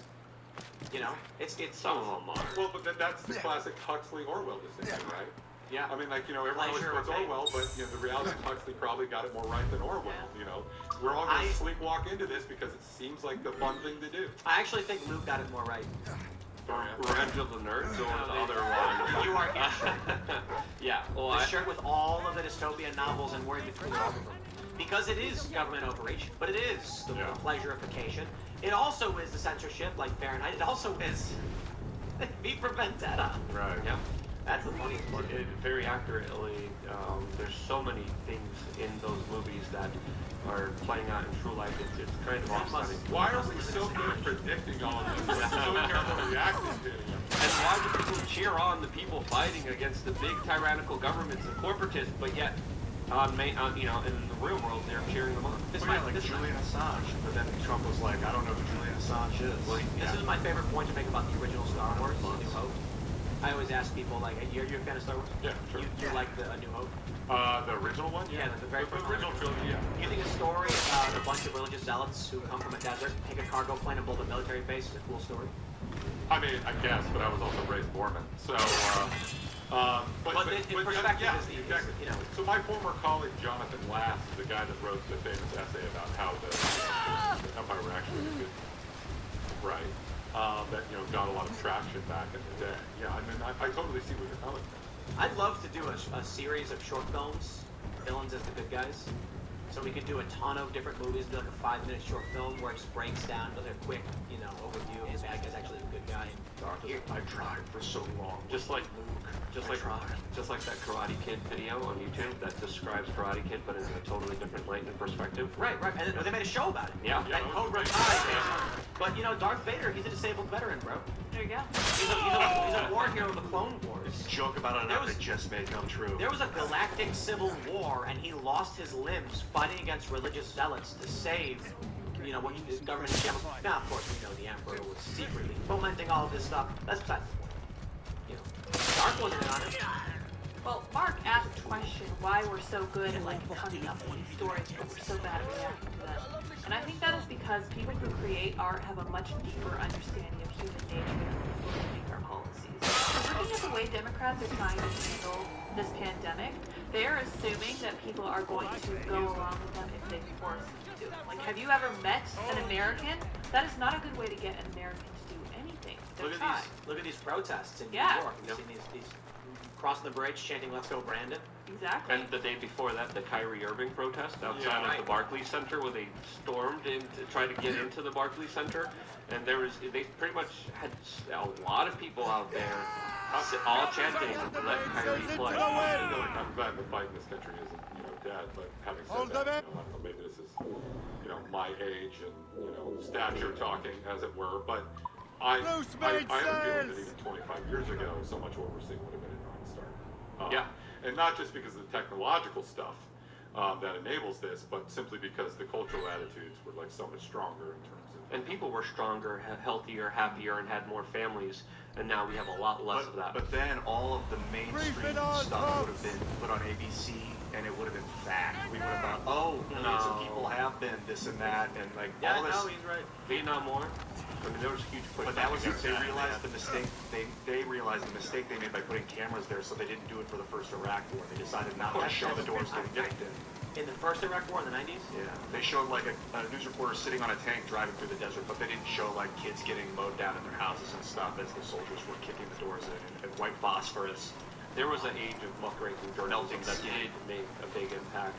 But it's hard to kind of weigh these things. It's hard to really assess them by not living through them and only having the reports from what happened of the reports, not the actual events. So it's hard to say exactly what was the lynch point, if it was the media, if not. And I think it's impossible to answer those questions. Can I ask you, Mark, how old you are? I'm 45. 45, all right. So you're not old enough. I'm thinking, well, I guess you are a Gen Xer, right? Yeah. Ian, you're barely a Gen Xer, right? 42, yeah, last year. I was watching the music video for Gotta Get Away by The Offspring. You familiar with the... My high school band opened for them. For The Offspring? Cool. No way, for real? For real. Wow. band called? A really crappy high school band no one's ever heard of. What year did you open? This was literally like a month before Smash came out. This would have been like 1993 in the McGrone Hill Wine Room, which is a venue in Portland that no longer exists. Which, by the way, it's a really bad idea to have underage bands playing at a wine room. Yeah, it is. Yeah. Throw it out there. So the Offspring story, I was reading about it. So when I was younger, they were like my favorite band. When I was like a little kid learning to play guitar, and now they're just amazing corporate shills. They fired their drummer because he couldn't get vaccinated because he has Guillain-Barré syndrome. And so I was just like reading about, you know, their album Ignition sold, I think, 15,000 copies when it first came out. I think it was Epitaph. And then when Smash came out, it just took the country by storm. I think it might still be like the biggest selling record to ever come out of an independent record label. Yes, that's fact. That's true. Yep. And so these guys were like true punk rock underdogs. They weren't really going to go anywhere. And then all of a sudden, it was mainstream. I'm watching this music video for Gotta Get Away, which was, I think it was their third single off of Smash, which is, like you mentioned, the biggest independent release of all time. And I see these, like, young people moshing and, you know, just raging out, and like this teenage angst from Gen X, and now Gen X have become such, like, pro-establishment shills. Rage on beat, the machine, totally in favor of the machine. Bad Religion, totally in favor of the machine. Tom Morello is doing a newsletter for the New York Times. He has done one of those masterclass things. I mean, he is the poster boy for selling out. So you're a little bit young, I guess, though, but like, what happened? I mean, you were old enough to see Smash come out. You played. What happened to this generation? How did they go from being, like, what you gotta understand about a punk album, that this music was not popular. It was not mainstream. Trash. And then all of a sudden, 1 million albums are sold or whatever. It's like it's smashing records. And all of a sudden, now it is becoming mainstream. I guess these people, the Offspring, have a song on their first album whose name I can't say because it's a crime to say. I'm not kidding. Yeah. They removed it eventually. It's no longer, the only way you can listen to it on YouTube by finding the full album version, and then it's the last song on the album. We cannot say the name of this song. It is a crime to say because it involves the president. They get rid of it eventually. So it's almost like these guys are anti-establishment up until someone slides the money under their door, and then all of a sudden they're willing to fillet the steak. So I'm kind of a music journalist, and I could go off forever on the whole, you know, alternative indie thing, like what happened specifically there. But just to go back to sort of the broader cultural thing, there's this humorist named Joe Queenan, and he wrote this book that's basically a Jeremiah against the baby boomers, of which he is one.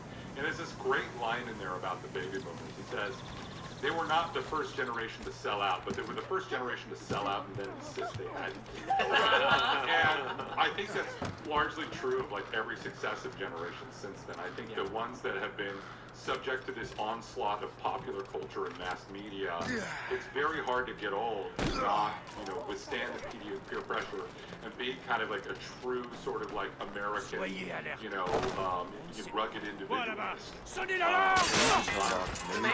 It's amazing to me listening to a couple of the songs the Offspring put out. Americana, they had "Why Don't You Get a Job?" Literally a song about getting a job because you're a lazy bum who won't pay the bills.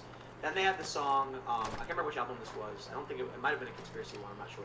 Hit That, which is about hookup culture and how our country's basically in trouble because people are just going around partying and hooking up and not caring about having kids and a family. And I'm like, talk about a conservative punk rock band. But now, where they're at, it's like, you put the money in their hands. Rage Against the Machine quickly rages on behalf of that machine in 2 seconds. Well, the Rage Against the Machine, though, let's be clear, that always pissed me off, right? You know, their first record came out on, like, Sony and Columbia and ARMS, and the liner notes and all that. They were never raging against the machine. This is a true story. At the 2016 Republican National Convention in Cleveland, Prophets of Rage were doing one of their which was Tom Morello's like side project with Chuck D. They were doing some appearances, some protest or whatever. And they literally like leaped over the bushes and like, tracked down Tom Morello. And I asked him finally after like 20 years, I said, does the irony of getting, you know, large crowds to shout, F you, I won't do what you tell me, you know, in unison over and over again, did that ever like occur to you? Does it ever bother you? And literally he said something like he had never even thought of it. And like that's the issue in a nutshell. Like these people think they're rebelling when they're not. They're literally doing the opposite. They're literally encouraging people to march in lockstep and somehow telling themselves that they're anti-establishment at the same time. That cognitive dissonance is killing us. Yeah, that's a very good point. And I think we were at that protest, 2016 at the Cleveland DNC or RNC. At least I remember talking to Chuck D there, specifically about relating issues. But you made a very good point. You know, there's nothing better that can be ever is for individuals to think for themselves and to just be critical thinkers. And a lot of these people are like, cheer for me, clap for me. And you just gotta love multi-million-dollar communists. You don't have to be smart to be a musician. That was one thing in high school. Was like, if you're not smart, be a musician. Pretty much. I was at On reste rien jusqu'à ce qu'il se remette de sa blessure. convention, and I saw some little kids, and as I'm walking past, one kid goes, this got to be like 10 years old. He goes, you have 80 followers? How did you get so many followers? And this little kid's like, dude, I have 93 on Instagram. And I'm like, these kids are going to be narcissists. Entrepreneurs, The internet like narcissists. I want to hear what you guys think about the internet and how it changed the music industry completely. Like we had Nirvana, you know, just scream it out, and like all fake. Then the internet came out, and it is kind of awful. It's all fake. I mean, the underground music scene isn't fake. When you get together with your friends, of course, smash I'm saying show. like, when I was reading about the Offspring, I was genuinely surprised by their history. They made an album that, I mean, the song Tyrann is a great song. I love that song. Are you familiar with that song? It's the original. It's just a good song with a message. Then they had nobody. Imagine, you know, just like writing music, you know, people it's not mainstream, and then all of a sudden it becomes mainstream. That right there is where I'm like, wow, that's the coolest thing ever. And then to see how they instantly became just corporate machine, I'm just like, wow, that like just guts the whole idea. Yeah. You know, all of a sudden they're like, hey, we made it. We got to preserve this power we've made and not be true to ourselves. Yeah, well, what happened in the early 90s there was a real anomaly, hopefully. And I think that's what made it so impactful, though, in the sense that there was this very much a DIY corporate suspicion culture in, you know, Gen X. You know, punk rock was all about rebelling against that in an actually sincere way, you know. And there were people like Ian MacKaye and other things like that that were actually committed to it. You know, and I remember when Sonic Youth signed to Geffen, there was like a lot of hand-wringing among people like, is this a thing that they are allowed to do because they're such beacons of integrity? And of course, Sonic Youth were like, yeah, we need health insurance. You know, we're like old and have a family. And like, you could be like somewhat sympathetic to that. But it was also true that the music industry was a victim of itself in terms of they had, you know, and I think there are sort of parallels to like what's going on today in a lot of ways, where they had like force-fed so much of the same crap to people. Like when I was growing up in the late 80s, you turn on the radio, you had two choices, Led Zeppelin or Whitney Houston. Yeah. And that was like it. And for people were desperate for some other thing. And then when like Nirvana and some of these other things started to like really break through, the music industry didn't know what to do themselves. They were just throwing money at bands, hoping that something would stick. And as a result, what happened was you got all of these, you know, bands that, you know, never in a million years, like who on earth would sign Dinosaur Jr. to a major label record deal? But, you know, the fact that a band like Dinosaur Jr. actually got, you know, $250,000 to record an album meant that they were able to do it. They never would have been able to do it. So actually that merit was sort of corporate, you know, money combined with what that allowed them to do in terms of, well, at least back in the day before you had plugins and laptops and recording techniques, sorry, I'm going off on a tangent here, you know, it actually mattered when you got into an expensive studio and trained recording engineers and things like that. So it was actually a confluence of establishment and the underground that actually made things good, weirdly enough. And that was, I think, for a long time kind of a strength. There were aspects of American culture where, you know, sort of a trained, well-resourced establishment would meet up with originality. And that was American innovation. And we used to do, you know, obviously there were always corporate sellouts, but we used to see those kinds of leaps regularly, where all of a sudden the establishment would catch wind with something that was going on that was new and original and exciting, and those things would marry up. And we're not seeing that anymore. In fact, you know, what we're seeing right now with the media establishment, you know, they should be like figuring out what the next thing is. But they're still clinging to the cable news business model. You know? The issue, I suppose, is when the left started to. There's a lot of things that happened in the culture war that resulted in the left becoming morally authoritarian. But because we've always kind of been a culture of, hey, racism is bad, sexism is bad, we should respect each other, respect civil liberties, when the moral authoritarians adopted those stances, advertisers just went, look, nobody wants to be a racist, so we'll just put money behind whatever they say, and we'll not put money behind anything they complain about. It's like the Dave Chappelle thing. Yeah. Why should anyone cancel Dave Chappelle from a festival? Because they're scared of the activists showing up and making them look bad and losing money. So what should have happened, if you look at least when I was growing up, the moral authoritarian right, the religious, and many of the Democrats, were not cool. So nobody cared. Right. It was fun to be anti-establishment, to rage against the machine, and that's what was making money. So they said, now, the big companies are like, we're going to get a bunch of protesters, and we're going to lose money because they're unwilling to compromise. There you go. Then you lose it. Yeah. So I think the interesting thing is we're going to start seeing, we are seeing this, Babylon Bee, absurdly funny. And predicting the future, apparently Seth Psychic. Prophecy fulfilled. They do a really good job of poking so much fun at these things actually just end up happening. And it's done, they've been doing a lot better than The Onion has, because when you're scared to be offensive, you're not funny. So what I think we'll start seeing is now people who don't care about being offensive, which tend to be the cultural right, whatever right we actually means this point, they're going to make shows, they're going to make movies, they're going to do comedy specials, everyone's going to love it. I think the left is shutting down their own industry by being scared to take risks and actually challenge. I think the Babylon Bee thing makes me very nervous. When they'll do stories, for instance, like just ridiculous, like Joe Biden declares it illegal to be a man, and then it'll be like, ah ha ha, so, and then 2 months later, Joe Biden declares it illegal to be, and it's like they see that and they're like, oh, okay, people didn't say no to it, that's a green light, let's go. So it's like an authoritarian gateway. If you're not careful, satire can be. I don't Warning, know. guys, No, be I disagree with you. I think it's just making fun of the absolute ridiculousness of our current society. One of the things that I just retweeted from the Babylon Bee is their latest headline saying, quote, Fauci hopes his experiments on puppies will distract everyone from experiments he performed on humanity for the past 18 months. So it's like, it's social commentary to the highest level of using comedy as a way to make people laugh at the absurdity of reality. And, you know, there are some people bowing down, there are some people giving up, but there still is a need, a hunger for those real, honest, real discussions. And very interestingly, Netflix just launched a new show called Inside Job, and it was #1 trending. And I just watched one episode of it, and like my jaw dropped to the floor. I was like, no freaking way. I mean, they brought up issues that we would say here, automatically cut.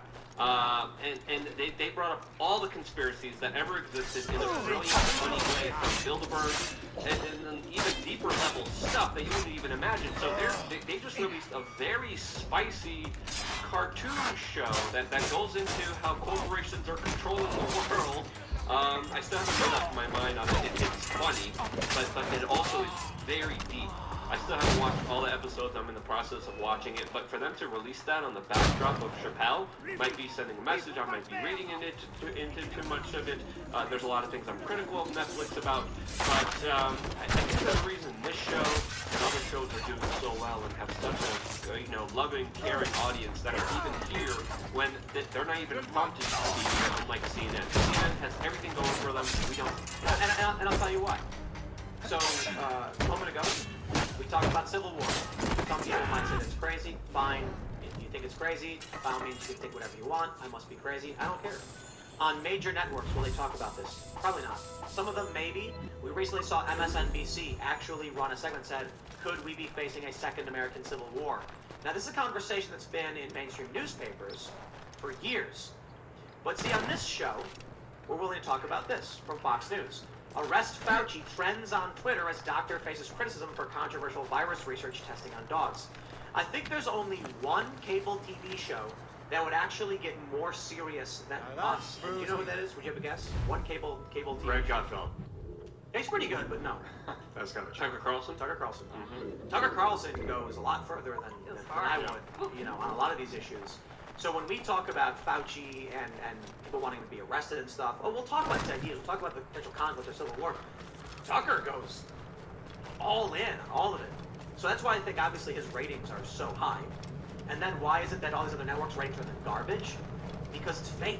And everyone knows it's fake. And they're not talking about real things. You go outside. There's no food on the shelves at your store. You're asking yourself, what's going on? You turn on CNN. Nothing. Orange Man bad. You turn on MSNBC. Nothing. Orange Man bad. You turn on Fox and they're like, inflation's bad and it's Biden's fault. Or worse, the Washington Post lower your expectations. Right. Why would I expect there to be pasta and frozen vegetables in my local grocery store?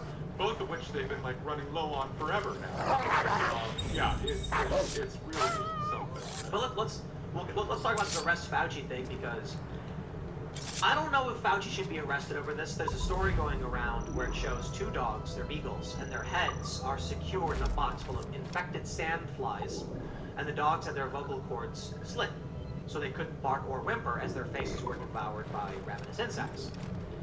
Now, a lot of people are saying he should be arrested for it, and I think there's a couple of things that are good here.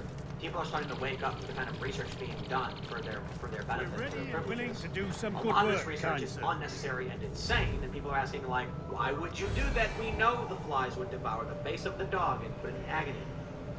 But I think a lot of people need to realize the benefits, the wonderful technology, the medicines you have, because we experiment with animals, sometimes dogs. Yeah, and actually specifically with sandflies, I don't know exactly what they were researching with sandflies, but with sandflies, they're major carriers of parasitic diseases, which are one of the few things that we really have terrible treatments for. Like this disease called leishmaniasis, it's very common in Central and South America, that does like horrible things to people. Like it literally like rots your face from the inside out. And because it primarily affects poor people in these areas, it's only government testing that there's really an incentive to find any sort of cure, because the pharmaceutical companies aren't in it, because there's no financial incentive for it. So yeah, I mean actually I don't know exactly what they're doing with sandflies, but I can see where doing, research on parasitic diseases for all the havoc it brings, testing on dogs might be necessary. A good friend of mine from high school is a biology professor at UT Austin, and he talks all biology. What is he? Neurology professor, and he would tell me all the stories he had to do with the storytelling experiments he had to do with monkeys and stuff. I mean, it's just absolutely necessary for the advancement of humanity if you care about that sort of thing. Now, as for lying to Congress, that's something that maybe we should talk about. Right. This reminds me of Andrew Cuomo, how they went after him for the girl, with him diddling with the girls, as opposed to sending all those old people to nursing homes. And it's it evokes the emotional hashtag trending thing, where like what he really should be busted for is lying to Congress. Well, if it's what you said it was, there at least should be a debate. But we shouldn't be giving him the benefit of the doubt, because he doesn't deserve any of it, because he's been lying through his teeth about so many things. And at least we deserve answers to really find out what was the true cause and the true reason of these studies. I mean, there's even reports of Fauci-funded experiments that literally were used to destroy portions of monkeys' brain that would magnify terror, so they could scare the crap out of them and study fear. So there's so many different... I wonder why they would do that. Yes. What are they trying to learn about primate fear? Exactly. And again, apes are 97% identical to human DNA. There's a lot of weird stuff happening, and there should be a lot more transparency, a lot more accountability, because we have to understand there's some, beauty products that are tested in absolutely cruel and inhumane ways, torture animals. We can't even describe what happens here. The show could get taken down immediately. All for beauty products like that. There should be a line, there should be a discussion, there should be more information. We don't have any of that. We have Dr. Fauci financing essentially the torturing of puppies. Why he did it, at this point of view, we don't know, but I'm willing to suspect something far more sinister, something far more worse, based on his prior behavior, from my own personal perspective. I think Fauci had a mustache. He shaved it off since then, but back then, he was twirling it, saying, "We're gonna kill these dogs, for fun." And that was it. That was the only reason. At this point, maybe. Let's be honest. Let's be real. Like, we don't know. That's not a fact. We don't have a smoking gun here. But I'm not willing to exclude that out of our current reality with the way that he's been treating humanity. But it is insane that he's gotten far more attention for the testing on dogs than the lying to Congress about funding research at the Wuhan facility that likely caused it. I just saw where Stephanopoulos, and he was denying that he ever did it, that he ever said that they ever did gain of function, and then they were like, let's play a clip from Rand Paul where he comes at you, and they give this 3 or 4 second clip of Rand Paul, and then George Stephanopoulos just lofting softballs over to him saying, and oh, by the way, our experts confirmed you didn't do gain of function. Right? And Fauci's like, yeah, of course, we didn't do gain of function. Insane. Yeah, insane. Like, gain of function research would be the manipulation of viruses to make them more infectious to human-type cells, correct? That is correct. And you didn't do that. No, we only took cells and viruses and modified them so that they would be more infectious to humans. We didn't do gain of function. And look how stupid Rand Paul is. Let's all focus on that. Well, weren't they recently like rewriting the CDC's website or whatever to redefine gain of function or whatever? I mean, it's insane. And the thing is, he didn't just lie about this. He got indignant. Yeah, good job, Rand. And it's just.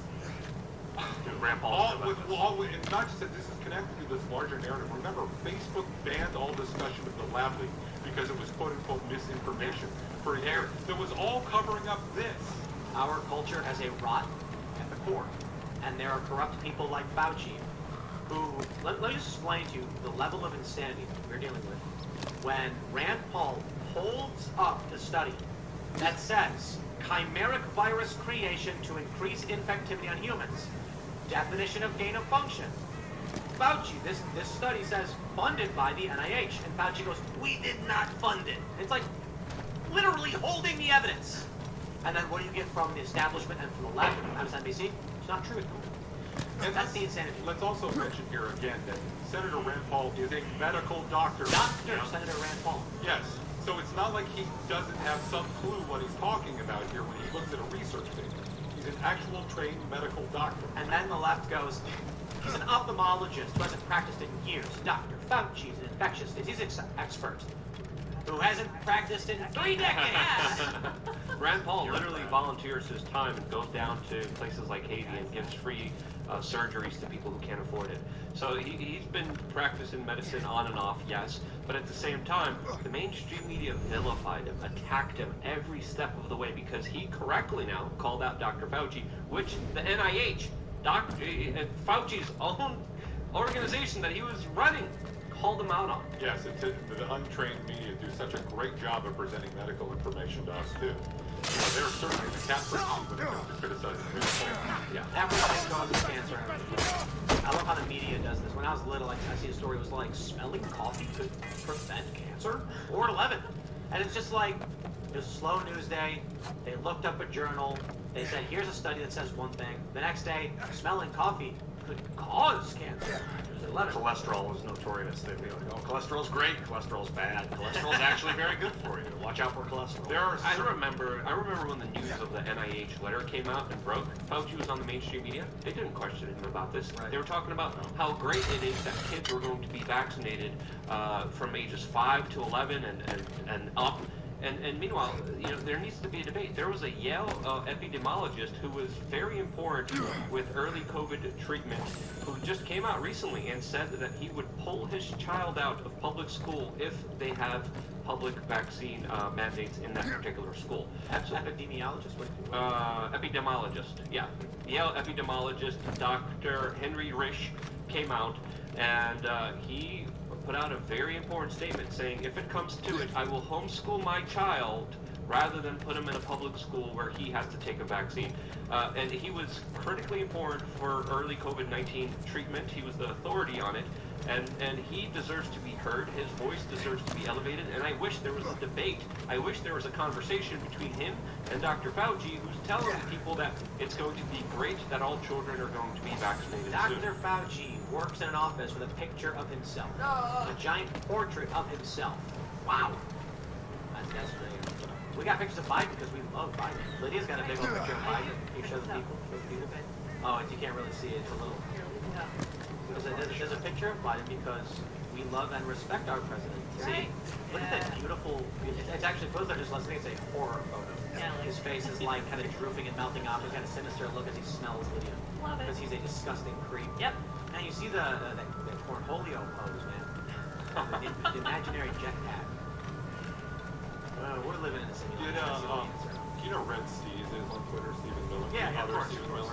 Yeah, the other one. Yeah, he put up this thing was like apparently like one of the classic symptoms of like dementia, Alzheimer's, is clenched fists like that. I've seen it. Yeah. And look, I'm not speculating whether or not Biden has dementia per se, but the point is that if this were Trump or any Republican or anyone that the media didn't like, if this were Bernie Sanders, this would be, you know, a week's worth of news cycles about whether or not that he has dementia. I feel that screaming the truth at someone that doesn't want to hear it is fruitless. It may have some impact, but it's such a diminishing return. It's like wind resistance, terminal velocity. You can't get past their brain cloud. So I'm trying to think of other ways. You got to make them figure it out on their own. Yeah. Like set them up to figure it out. Walk into it and be like, hey, I figured out that Biden is losing his, you know, whatever, his mental capacity, if that's what's happening. But to tell them that just doesn't seem, they don't seem to. Yeah, clenched hands is a symptom of Alzheimer's. Yeah, it is. It is. But to Ian's point, I think that he's honest with him. But this could also explain, sorry, just one small important tidbit here before I take it off to Lydia. This could explain why we are on day 279 of the 100 days of masking. Sorry, go ahead. Yeah, for sure. Well, what I was going to say was that to Ian's point, he was talking about how you can't convince someone to change their mind by giving them information. This is something Scott Adams talks about a lot, and in general, I would recommend being incredibly compassionate even when it's really hard, because what is that quote that people won't care what you told them, only care how you make them feel at the end of the day? Yeah. No, I think this is true. This is something that, you know, conservatives in general really stink at. Yeah. They need to, like, approach the conversation like, I understand why you know, that you feel this way. I understand that maybe you've had difficulties because of X, Y, and Z, but here, you know, here's why I'm telling you that I disagree. You know, there needs to be some sort of acknowledgement on a human level. Also, rather than, like, you know, I like Ben Shapiro, but, like, facts don't care about your feelings doesn't get you very far. No. Feelings don't care about your facts. Sorry. Yeah. I feel what you feel is the way to go. Understanding what they feel, it's kind of too cold, but when you feel what they're feeling, it sucks because like they're feeling terrified and like they're losing their mind. But if you allow yourself to feel it for a minute while you're talking to them, This they'll is start to believe you. It's sales and manipulation 101. Is the first thing you have to do in order to change anyone's opinion is have rapport. And so that's why a very common sales tactic would be like, hey, nice to meet you, man. Where are you from, Mark?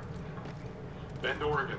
Bend, Oregon. No joke. No, seriously, my brother lives up there. I am from Bend, Oregon. Yeah, my brother's amazing. I wonder if you guys ever bumped into each other. That's so cool. I can't believe we have so much in common. Well, I live in Alexandria now, and I'm originally from Bend. Wow. So actually, I do have a brother who lives in Bend. But so what you do is, when you're doing sales or fundraising activism, you start off just with like, hey, nice to meet you. Like, where are you from? You know, you find something, and then no matter what they say, you say something to complement it and show that you share a positive emotion, and then you're opening the door. Another thing we talked about is something called the yes train. Get someone to say yes 7 times, and they're more likely to acquiesce to whatever your demand is. So, like, if you want to sell a pizza, you'd be like, hey, look, you know, you're probably, it's lunchtime, right? Right. You're looking for food, I'd imagine, at some point, right? And then eventually, okay, great, I got a pizza right here. Here you go. You want it, right? Right. The last 3 times I've been in a car dealership, I've always been complimented on my shirt. Huh. Yep. I think I was talking to my I don't think my dad. shirt was particularly great. I was talking to my dad, and he was like, "Can you believe it? They're trying to stop people from being able to take the vaccine if they want in these certain places." And I was like, "That's crazy, man. If it was a dangerous disease, then I could understand." Like it was like I just felt and got what he was saying, even though it wasn't what I agreed with, and then immediately started telling him what I thought. That's the way to get through to people.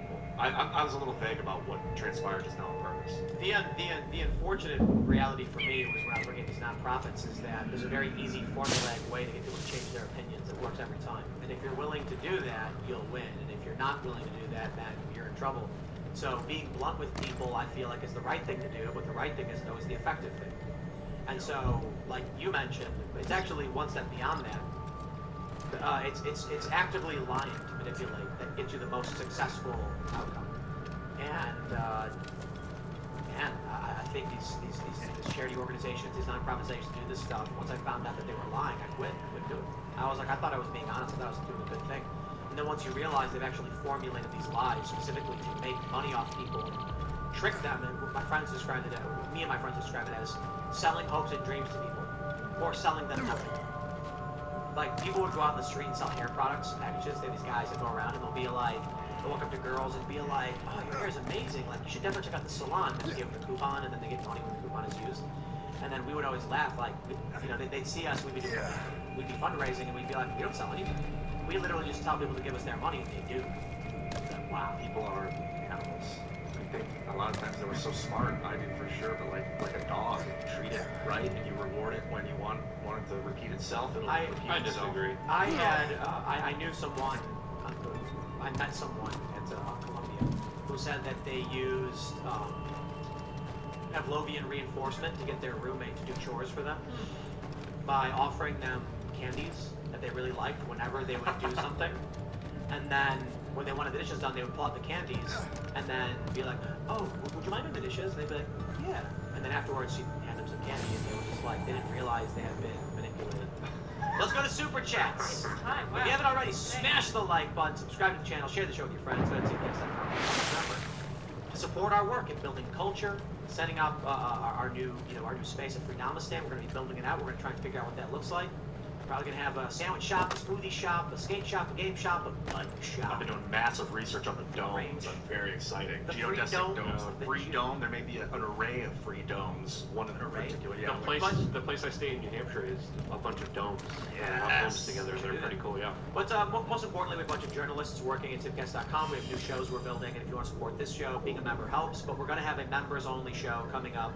We drop them about 11 p.m. every night, so definitely you don't want to miss that. But let's read some of your super chats, and again, smash that like button. All right, make 1984 fiction again, says Alec Baldwin's career was mostly peaceful. P.S. To all saying prop gun, would you be cool with him killing somebody with a prop car? Stab with a prop knife, hung with a prop rope? There's no prop gun. This is the craziest thing. I understand why they're framing it like that, because if it said Alec Baldwin shot and killed someone on set, people would assume it was his gun in the media. It was his gun. They wanted, what was the sets? It was the movie's studio's He's gun. the producer of the movie. He's one of the owners of the props. But they wanted to make sure people knew that he didn't bring his own weapon. So you actually made a great point earlier about, the cultural differences of this stuff. My dad's a retired Marine colonel. My dad was a Paul the Marine Corps rifle pistol team. He was like an amazing shot. I grew up shooting, and I remember when I was younger, I was learning to shoot. Like, I pointed the gun in the wrong direction once. I don't remember what happened next. All I know is that I was on the ground, and I looked up. My dad was holding the gun. Yep. And it was like, you will not do that again. And like that's how seriously people that use guns, treat the safety of them. I got one for you, Michael Malice. The new right. Michael likes to say the new right. He asks people, do you think some people are better than others? Yes and no. I mean, I think that everyone is a sinner. I mean, the human nature is inherently flawed, and one of the big problems of our current societies, people don't understand that human beings are inherently sinful and self-interested. Well, Michael says the new right will just say yes, but the left will justify or hem and haw. And I got a better one. The new right is, was it Alec Baldwin's fault or not? I mean, it's crazy to me. Yes. And like, let's break this down. Alec Baldwin is the producer on a movie. There is a gun negligently discharged multiple times, so crew actually walk off the set protesting. He's then handed the same gun, doesn't check it in defiance of his own training, and then shoots and kills somebody. And they're like, it's not you gotta be insane! So Nick Searcy and Adam Baldwin are two of the more open right-wingers in Hollywood. But both guys with sort of distinguished careers in Hollywood and handle a lot of guns on the sets. And they both came out and said, you were given very specific instructions about pointing the gun. It is your obligation when they hand you the gun to double check that it's not loaded. Like all of these things, whatever you want to say about negligence that happened before the gun got in his hands, there's no doubt that Baldwin himself was not negligent for not checking to see that apparently there was a live round in the gun. Somebody tweeted at me, so you're saying that anytime someone wants to drive a movie on set, they gotta check the oil, check the gas, check the brakes? And I was like, no, I'm saying that anytime someone's doing a scene where they're going to slam the gas full speed towards the crew, they should check the brakes and the safety harness, the emergency handbrake, and make sure they've gone through the stunt coordinator because you're risking people's lives. It's not a stunt to drive a car. If they're like, we're gonna have you drive a car around the block, it's not a stunt. If they're like, we want you to slam the gas full speed towards the camera, okay, what's our emergency stop? Do we have a rope, a cable? Do we have a handbrake? Then you will test them out before doing the stun. So yes, if you're gonna hand a gun, it should be, for a revolver, cylinder should be open. They should be, I think it should be unloaded. I don't know exactly what their protocol is. It should be unloaded. And if they're gonna be using blanks, they show the blank, have the actor inspect it, place the blank in and say, we have placed the blank inside this gun. If you point this at someone in close enough range, you can kill them. They should be given the full spiel every time. Never make assumptions that people know how to handle these things. At least 2 people should check the gun. At least. Yeah. I mean, even when I'm handling firearms, I always ask someone else to check the chamber. We always check do the this. chamber, check someone else, check it, and then I check it, and then I make sure to put it away, and then it's safe. When we're leaving the range, I'll take my weapon and I'll clear it, lock the hammer back, and then I'll hand it back to them. And they do the same thing. I was just watching a gun show on YouTube with a bunch of ex-Special Forces guys who did the same thing. They were talking about a particular gun, and they passed the gun around before they even discussed it, so that each one could verify there was no round in the chamber. Before you play with it. Before they even brought it up, picked it up. Alright, let's read some more super chats. DJM says to Tim Pool and the rest of the Timcast IRL crew, congratulations on 400 episodes. Show on timcast.com continues to have success. We're at 400. We are. This Wow. is nice. Yes, Is this 400? Yeah. I'm honored. We should Wow. celebrate it. 400? Is that like a number or something? Yeah. It's a number. It's 100. Right? Yeah. What's quadricentennial? Yes, That's it? that is, yeah. Well, we will eat the wings. All right. Sounds great. Open up packages, maybe. Oh, yeah. Oh, yeah. Alessio Devante says Yahoo News just released the assistant director that gave Baldwin the gun was previously fired due to another gun incident. Looks like they are already starting a story to help Baldwin. Or the guy did, and that's what happened. I don't believe any piece of news that I hear at face value. What if, like, the true story was that Baldwin is part of this grand Democrat conspiracy, and they were like, we need to take out this wife of this lawyer, and then he was like, I'll do it. I'll do whatever you say. They have heart attack guns. Well, can we talk about like how Ellen it turned out Baldwin faking being something? Yeah. I mean, that was the craziest thing I'd heard in forever. You know, people need to understand about like assassination is that it would never be that crazy. Like they would just pay some random guy to go into your neighborhood and then, you know, mug you. Yeah. Right? Car crash, car accident. Like Michael Hastings. If you're but even that, it's like, dude. That could have been a Oh bunch. no, he got robbed. I mean, Like, robberies I'm not happen. going to go into it, but I totally understand why it was the Seth Rich guy, you know? Like, why people didn't automatically think that was just a random DC crime. You know, when you've got access to all that sensitive DNC information, you know?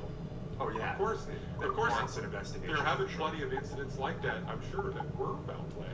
But I think the problem is, you know, sometimes Occam's razor is right. There's a lot of people who believe the Seth Rich conspiracies and stuff, but like, I think it's a lot of wishful thinking. Oh, I think so too. I'm just pointing out that, like, I totally understand why people go Exactly. there. Yeah, but in that case. You never give government the benefit of the doubt. Yeah, Ever. that's true. Yeah. But who's to say the government was involved in it? We should at least have the ability to answer and question. No, I will say that there's definitely a lot of like random things in DC where like so and so, who's a person of some import, was standing in their driveway and this person came up and something happened. Which it does happen. a dirty game. Yeah. All right, Raymond Stanley says, Tim, the members event was rad. Shout out to every person and dog there. Met some good peeps. Looking forward to Free Damastan. Wait, I should have brought my together. dog. Yeah, you could've. My dog was there, yeah. Katoth Swiss says, remember, Tim, the slow blade penetrates the shield. Yep, I remember that from the movie. That was before I walked out. All right, let's see what we got. Bo Jess says, Ian, if psilocybin was actually a threat to the system, they wouldn't allow it to be legalized. That's what they want you to believe.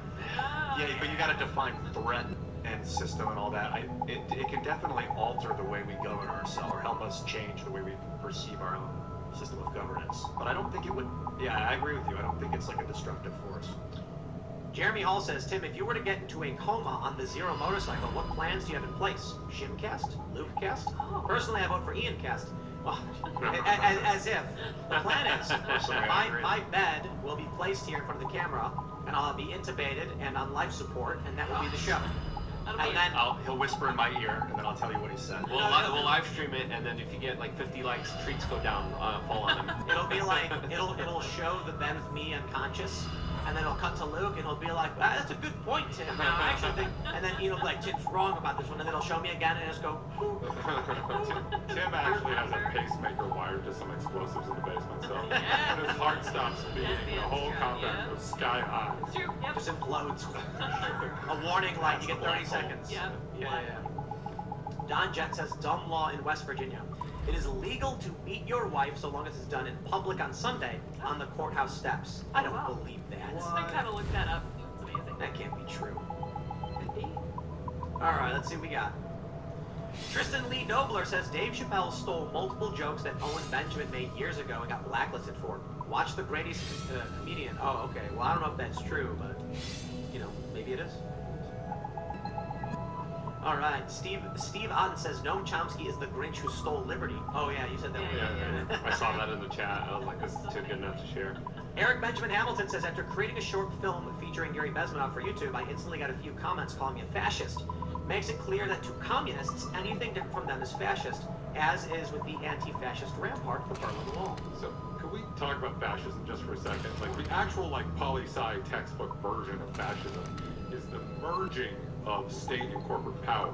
That was Mussolini's own definition of it. And if you look at, like, what's happening, for instance, with, like, social media and regulation and things like that, I mean, like, these are kind of inherently, like, fascist arrangements. We're seeing a lot of, like, fascism in mainstream America in terms of this sort of thing. And it's just really weird to me that fascism has come to mean basically, you know, anything that the left doesn't like. He actually has. Yeah. Quiet Guitarist Fan says, by the way, I never read the book, I'm assuming he's talking about Dune, and I actually understood it from beginning to end. It's really not that hard, dude. It's hilarious how easy it is to understand if you just pay attention. Once again, MCU theme parks. I don't think Marvel movies are masterpieces. I think they're popcorn flicks. I thought Dune, can I spoil the movie that's been remade from the 80s? I don't think so, right? Okay, spoilers. Alright, so here's the first complaint that someone said to me after we left, was like, wait a minute, that whole scene where he's talking to Idaho and he's like, I want to go with you, and he's like, you can't. And then he has another scene where he's like, Dad, I want to go, and you can't. And then he goes anyway, and it's kind of glossed over. Like, what was the point of that scene? Why, you know, so here was my experience. The cinematography was fantastic. The music was fantastic. It was beautifully made. But you had to know the story to enjoy it. So, like, I'm sitting there with you know, my girlfriend, and we're talking about it, and she's like, did I miss something? Like, what's the word they're saying? What's the name of the houses? Like, why is this one bad? Why did they do this? And I'm like, people keep saying, you just can't handle it because they're trying to cram too much in at once. And I'm like, they didn't cram anything in. We were confused halfway through as to what was going on. And it's because it was so slow and drawn out that it was just like, look, if you want to see part one of an art film, I got no problem with that. I just don't like it. And so I'll complain about it and not want to see it, just like I thought, you know, Captain Marvel was bad. But there are a ton of movies that don't have action that I think are fantastic. It's absurd. People are like, their immediate response is like, Jim just wants action movies like superheroes. And I'm like, that's not true. I didn't see it, but if you're going to do Dune, you got to give the main guy his power within 20 minutes. Get off the squad! 25 minutes of pure action. I mean, that's... I watched a really great video, broke down why Guardians of the Galaxy rated highly and why Suicide Squad was rated poorly, and they talk about time. And they were like, Suicide Squad tried using flashbacks to introduce plot lines and characters, and it was really confusing for the audience and boring. Yeah. And so you don't actually get the actual story you're trying to understand until you're an hour in. Whereas Guardians of the Galaxy introduces it immediately in the intro. You know, Star-Lord's getting the, and I'm using a Marvel film. I'm trying to use a YouTube example of like a breakdown between what works and what doesn't. But I think the issue I had with Dune was that they're trying to make more than one movie. If they just made it one movie, simple action. Yeah, Andres pointed out, you have the giant sandworm in the beginning trying to destroy a fleeing ship. You got to show the worm. I mean, that's the biggest part of the whole series is the worms, the sandworms. I was reading online, they were like, the problem with the movie adaptations, the original and this one, is that they're trying to make a book, which works, into a movie that doesn't. Someone commented on Reddit, they were like, it should have opened with sandworms so you understood the Dune, should have been the importance of the spice, the danger of the worm. Instead, it was a very slow beginning that was kind of confusing, and the voice, and, you know, it's like... I haven't seen the movie, but the book and the whole lore and everything that goes into the series of Dune books are known for being complex. I mean, and that's what people enjoy about the books, and I can totally see where that doesn't translate easily. It certainly didn't translate easily for David Lynch. No, his inner monologue stuff was terrible. It doesn't translate to movies. That was confusing. I tried watching it. Look, movies are different mediums, and people who are fans of the book tend to be super fans of the movie. But when I ask, like, look at some of the questions that non-fans had about watching the movie. If the movie's not for people who have not read the book, then by all means, it's not for me. Then enjoy your movie. Douse the rails and tops!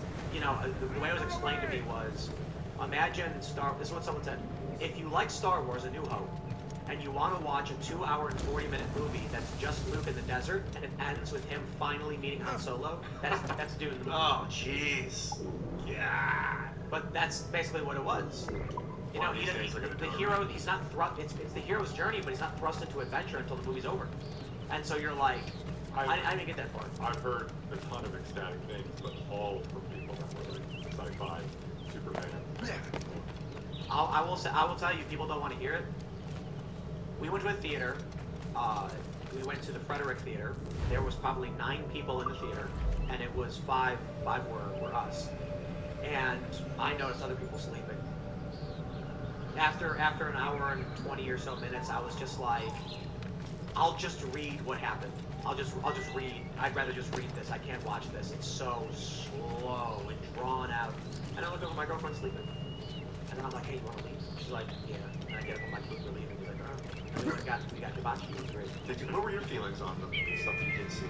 I'm not much of a film critic. I don't have much to say about this, to be honest. He's scared to offend the masses. I don't care to offend anyone. It was just like, that's a long movie. It's 2 hours and 40 minutes. It's a lot to sit through. And I was like, I'll just watch it later. So if I'm already like, I wasn't in it, I wasn't enthralled by it. I was just like, I'll just watch it later at home because it was available. So that tells me that I wasn't, entertained by it. I was super excited for it because we watched the original. I can't tell you what happened in it because it was so slow, and then like we played it downstairs a few months ago. But it was just like eventually became on in the background. And so then when they were like really doing it, I was like, they're gonna do it right this time. They're not gonna do the inner monologue thing. They're gonna speed up the story. I hear the story's really good. I'm excited for it. And then it was just like I started watching it. I was like, there's a made-for-TV version of it with William Hurt that was actually better than the David Lynch one. I don't remember if it was considered good at this point. I don't know. There was a made-for-TV one. Yeah, William Hurt. Check it out if you like it. Wasn't there something like in the 1970s that were going to attempt to make it like Salvador Dali was involved or something like that? Wow. Yeah, it was an art film version of it that they couldn't decide. They wanted it to be like Star Wars, but then the director wanted it to become an art film, so it never got made. Let's move on. We got Dan on S. He says, pretty sure I've never heard someone's doctor say, due to your allergies and other medical issues, you shouldn't stop at red lights. I'm also pretty sure any spiritual belief that has something against red lights wouldn't be driving. Yep. Alright, let's see. Roberto Lara says the reason Luke was on fire. Somewhere in Texas, Alex Jones looked up the night sky, smiled, raised his finger and shot a bolt of freedom lightning and yelled, let the frogs be frogs. That's probably it. I did feel like there was fire in my veins. Oh, that's weird. I didn't think it was relevant to the story, but before we walked to the building, Luke did get struck by a powerful blast of green lightning. I just thought it was a puddle, but... And then all of a sudden he was glowing and his hair was floating and he was levitating into the building. Puddle full of bleached estrogen. Making the frogs do. Alright, let's see. Chris Blank Production says, did you see Project Veritas' new video? The New Jersey governor has been saying no mandates to get reelected while planning to enact mandates after he's elected. Ha! That's why we left New Jersey. Man. I'm finding this, it's legal to beat your wife on the courthouse law is not real. It's a South Carolina thing. This other website, it says it's all fake parodies. News. Yeah, fake news. Alright, let's see. Scott Gross says, I wonder what people would think if they knew that Paul Atreides goes on to kill entire planetary populations to rid the galaxy of resistance to his rule as the new emperor. Spoiler? I don't know. I don't remember. I mean, spoiler, it's like an old book and the movie doesn't even have that in it, so... Paul Atreides was pretty cool. What's the thing he's called? The Kwisatz Haderach. Exactly. You should know. It should be simplified for a common person to know and walk away and be like, he was the Jedi. Rather than call it the Kwisatz Haderach. That's fine. They can call it the Kwisatz Haderach. The problem I had with the movie was that It was just like glossed over really. He was the Bene Gesserit. I don't remember. Yeah, to be honest, I don't remember. No, the It's so Bene obscure. Gesserit was like the monk ladies that could yell or something. Yeah, right. No, I mean, yeah, I'm dismissing the concept of this. It was a good book. I would highly recommend the book if you like it. Look at, I think Star Wars. My understanding is Star Wars basically ripped off Dune. Is that true? He was heavily inspired by it. I know that. Star Wars ripped off a lot of things. Right. But think about how Star Wars: A New Hope did such a good job explaining everything. Yeah. Like the Force, the Jedi, the Clone Wars, how these things are introduced. A New Hope is a great movie. It was a samurai. Wasn't they ripped off a samurai movie? Yeah, the Kurosawa film, The Hidden Fortress, very strong influence on that. Yeah. But there were a whole bunch of other things, plus all the mythology. I mean, there were like old Celtic legends about guys with flaming swords and stuff that track Star Wars very closely. And there's all these things that were clearly, it was a case of genius. But also the thing with Star Wars is always just so weird because clearly Lucas had some sort of outside influences on the set and stuff that were, tempering his worst impulses, so they didn't do, 9 trade routes or whatever happened in, the trilogy I've been trying to forget ever since. Oh, gosh. Jar Jar and Dooku, like Dookie, Count Dookie. Yeah, that was awful. Terrible names. But you know what I like about the prequels is that they're like bad movies. The sequels are so much worse. Alright. Cyrodian says, Washington State is already building isolation quarantine camps and facilities. Just thought you should know. Is that true? DK6 says, Dexter Holland is a pioneer in mRNA research. His dissertation was on using mRNA for HIV treatments. Of course, he's pro-vax. Yes, but I think that was micro-RNA research, not messenger RNA research. Yeah, I know he has like a PhD in molecular biology or something. Yes, it's I think 2017. Funbrocker or whatever, but yeah. He also owns a hot sauce company. Yep, King County. Was it Gringo Bandito, I think? Yeah. Looks like they're King County, Washington. Looks like it's building an isolation quarantine facility. Bishop Cruz says the Offspring song Self-Esteem is all about weak men letting horrible women take advantage of them. Might as well be sung by the prototypical male feminist. Come Out and Play was also prescient. God, I listened to that song 100 times. Yeah, I was told Come Out was racist. Don't give him the satisfaction of slipping away. They were from LA, and like the gang situation at the time was legit out of control. So I assume they kind of knew what they could do. Anyway, Dominic Falcone says Dinosaur Jr. is my favorite band. Just happy to hear it mentioned on one of my favorite shows. And then Massive J Mask is very What's that one song? Like a really popular song they had.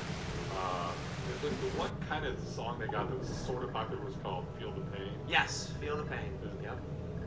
I know that one. That's about it. Alright, let's see. Anonymous says on the topic of music, Pink Floyd's 1977 Animals is a great album. I think it speaks measures of the times we're in. So the original Doom trailer was tracked to that Pink Floyd cover, where it was really awesome. But as I seem to recall, and maybe I'm misremembering this, but when I mentioned that early 1970s Dune attempt with Salvador Dali, I think Pink Floyd might also have been involved in that at one point or something. But either way, yes, Pink Floyd and Dune seem to track up nicely. All right, let's see. Yeah, Dune with Mick Jagger and Salvador Dali, 1970s. Okay, Mick Jagger it is. X Runner 5 says Valuetainment Podcast and Facebook moderator on their Facebook. You can have one or both on. I mean, Ian was a social media moderator and he tells horrifying stories about things we can't talk about. I would love to have a Facebook moderator in here to get that perspective. You just unlocked new possibilities. Alright, let's see. Confucius. Who do you think has killed more dogs, the FBI or Fauci? Does anyone care if the dogs were placed back in a nursing retirement homes? Oh, jeez. That team says, pro tip, eat healthy, exercise, plan for your health 50, 60 years out. If we all participated in this, we wouldn't need as much animal testing and better protection from COVID. This is what I wanted to bring up earlier. I want to refocus the conversation onto how exciting it is to stay healthy. I think that people get excited about sickness and not, they get terrified, which is a form of excitement. And really it's exciting to stay alive and stay healthy. I know there's no end to it, so it's not like, there's not this final excitement point that you're looking at, but man, is it fun to feel good. Or all the things that you can do that are exciting when you're healthy. Alright, Slick Black Cadillac says, Tim, the scene calling for Baldwin to point the revolver at the camera means the gun must appear loaded to moviegoers. I believe this fact is pivotal to the chain of events. Also, I see Luke. I exacerbate. Okay. Well, when it comes to pointing at the camera, wouldn't that require a very specific set of safety protocols to point a gun at a camera that appears loaded? I would like to not see, I would see the cinematographer not standing behind the camera. I'm not supposed to do that. Okay. Like, we have cameras here that are remote control. You there! Accidents have been done set before, and it's criminal. I think it's criminal. I don't know if that means you should go to jail for it. I think a jury can figure that out, but it's criminal. It's definitely a degree of negligence that merits long investigation. Very serious. For sure. Alright, let's see. Raven Knight says there was a Sci-Fi Channel miniseries of Dune that was great. I bet that's the one with William Hurt. That probably is. Cool. It really actually was. I came off the David Lynch one, so anything was good for me at that point. But I remember not being horrible. And William Hurt was awesome. Like the dad. Jacob Emanuel says, hey Tim, I live in Illinois, not Chicago, but my company tried to mandate the shot. We all walked out. Now they have allowed us to remove masks and no shots. Last election, we voted to be separated from Chicago. I hear all these stories where people are like, my boss mandated the vaccine and we said no, and then they changed their minds. Isn't it amazing how unionization works? Isn't it funny that the left is mocking these people when they're enacting collective bargaining power? I love it. Well, it cuts both ways. Schools were also shut for 18 months unnecessarily because of this too. But it is true that I do think that in the current situation, people need to think a lot more about collective action, and conservatives need to get a lot more comfortable with it too. Alright. Mavis says Dune was created by a guy that only read the Wikipedia page and based the movie off of that. Well, I might call fake news. I think they're just making a joke. Darkside66 says, everyone is asking why Alex had a loaded gun. I want to know why he was pointing any gun at the cinematographer and the director. I wonder how often that happens in movies, because you get the pointing at the camera shot, which probably looks amazing on film, but how often are they standing there? I would like to know, what is the rationale for ever having a live round on a movie set, ever, for any reason? Yeah. We went over this on the show last week, and like, I mean, it becomes conspiratorial at that point. Yeah. I suppose there's cartridges that have no powder in it. It's just the bullets, it looks real, and they use those for appearance. Right. And then there are blanks. But I don't know. Somebody put a bullet in that, and it's Alec Baldwin's fault. He was handed a real gun, and the left is desperate to say somebody doesn't know what it's like to be on set. It's like you're talking about. I lived in Hollywood. I had a bunch of friends who worked. That was TV shows. It's not like I've been on big movie sets, but I've been around. And it's insane to think that that's an excuse for being handed a loaded weapon and being, but I didn't know it was loaded. I fired a blank once out of a M1 Garand, but not at anyone, just out in the woods. I got in the car, I was told to drive at full speed towards these people, and they said, don't worry, it'll be fine, but then I hit them and they died. It's like, what happened? Why did you do that? Yeah, maybe you should check. You should be careful. Alright, let's see. Mudgy says, Luke t-shirt saying I'm with Dave, using one script like I'm with Hillary type, another with a Trump type text. Interesting, maybe. I'll talk to my designers, see what they think. I'm with Dave. My friends, if you haven't already, smash that like button, subscribe to this channel, share the show with your friends, and go to timcast.com, become a member. We're going to have a members-only segment coming up around 11 or so p.m., but we also have a massive library of members-only content. You can watch all of the Alex Jones stuff and Steve Bannon, and just a bunch of Jack Posobiec and the frequent guests we have. Definitely want to check that out. Seamus, all that good fun stuff. So become a member, and you can follow this show at Timcast IRL everywhere. You can follow me personally at Timcast. Mark, you want to shout anything out? No, other than I got a book out. Rigged. Behind me. Great. You got Twitter or something? Oh yeah, I am at Heminator on Twitter. That's a nice name. I like that one. So I signed up for Twitter like 10 years ago with like my stupid college nickname because I was like, this won't be of any professional use whatsoever, right? course, like, I'm now cursing that it is literally destroying the entire journalism industry, but that's how I ended up with that happening. Yeah, I'm just gonna call you that from now on. And I released 2 videos today. One on youtube.com/wearechange about Janet Yellen's crazy plans for you, and another one, very important one, on lukeuncensored.com that I came to tell you about. I'm Ian Crossland, and another huge shout out to the event on Saturday night at Longshot, West Virginia. Tim, thanks for putting it on, man. Yeah. And we got some behind the scenes footage. There's episode of Cast Castle up today. Check it out on YouTube. It's like the lead up to it, everyone's getting ready for the sound check. Really awesome. The cartoon for that was yes, I think it's getting better. I think we have some of the events for members on timcast.com. I don't know if it's uploaded yet. Yeah, it may not be the members only? Yeah, I saw a thumbnail for it for sure. That's exciting. There's a lot of footage from that night. And you guys that came out, you are incredible. I met so many people. Thank you so much. I got this. The voodoo doll. It's the Ian Crossland voodoo doll. Bobblehead. Be nice to it. I don't think it's up yet. But the comedy, the energy, the people, the just interactions, it was powerful. Ryan Long was incredible. And we kind of like major venue, but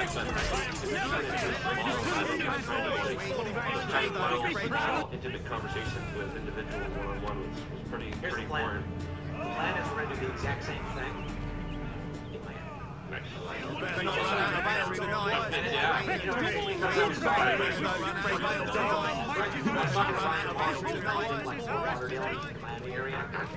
I was like, you know, I've been trying to get Luke forever. Oh my God! I've been screaming about Florida forever. But someone else brought up the anti-communist movement there because of all of the expats is massive.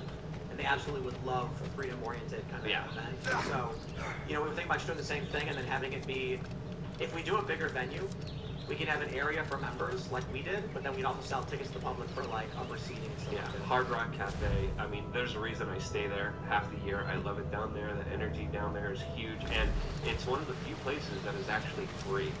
Yeah, that's funny you use the word energy. This is exactly how I would describe it. I had to go to a wedding down in Tampa a month or two ago. And it was just shocking. It was like going to an entirely different country. People are alive. People are alive. There's like things are happening in the state. People are like optimistic. In addition to the fact it didn't have any of the insane COVID protocols, it was, you know. There's no negativity. There's no one harping and like being mad at you for not wearing a mask. None of that. Well, we'll get it from there.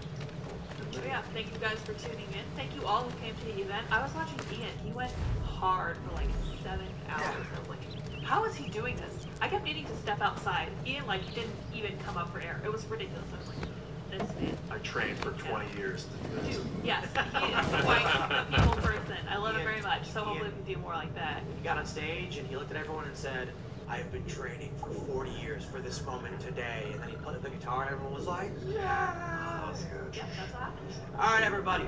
We will see you all over at timcast.com. Thanks for everything.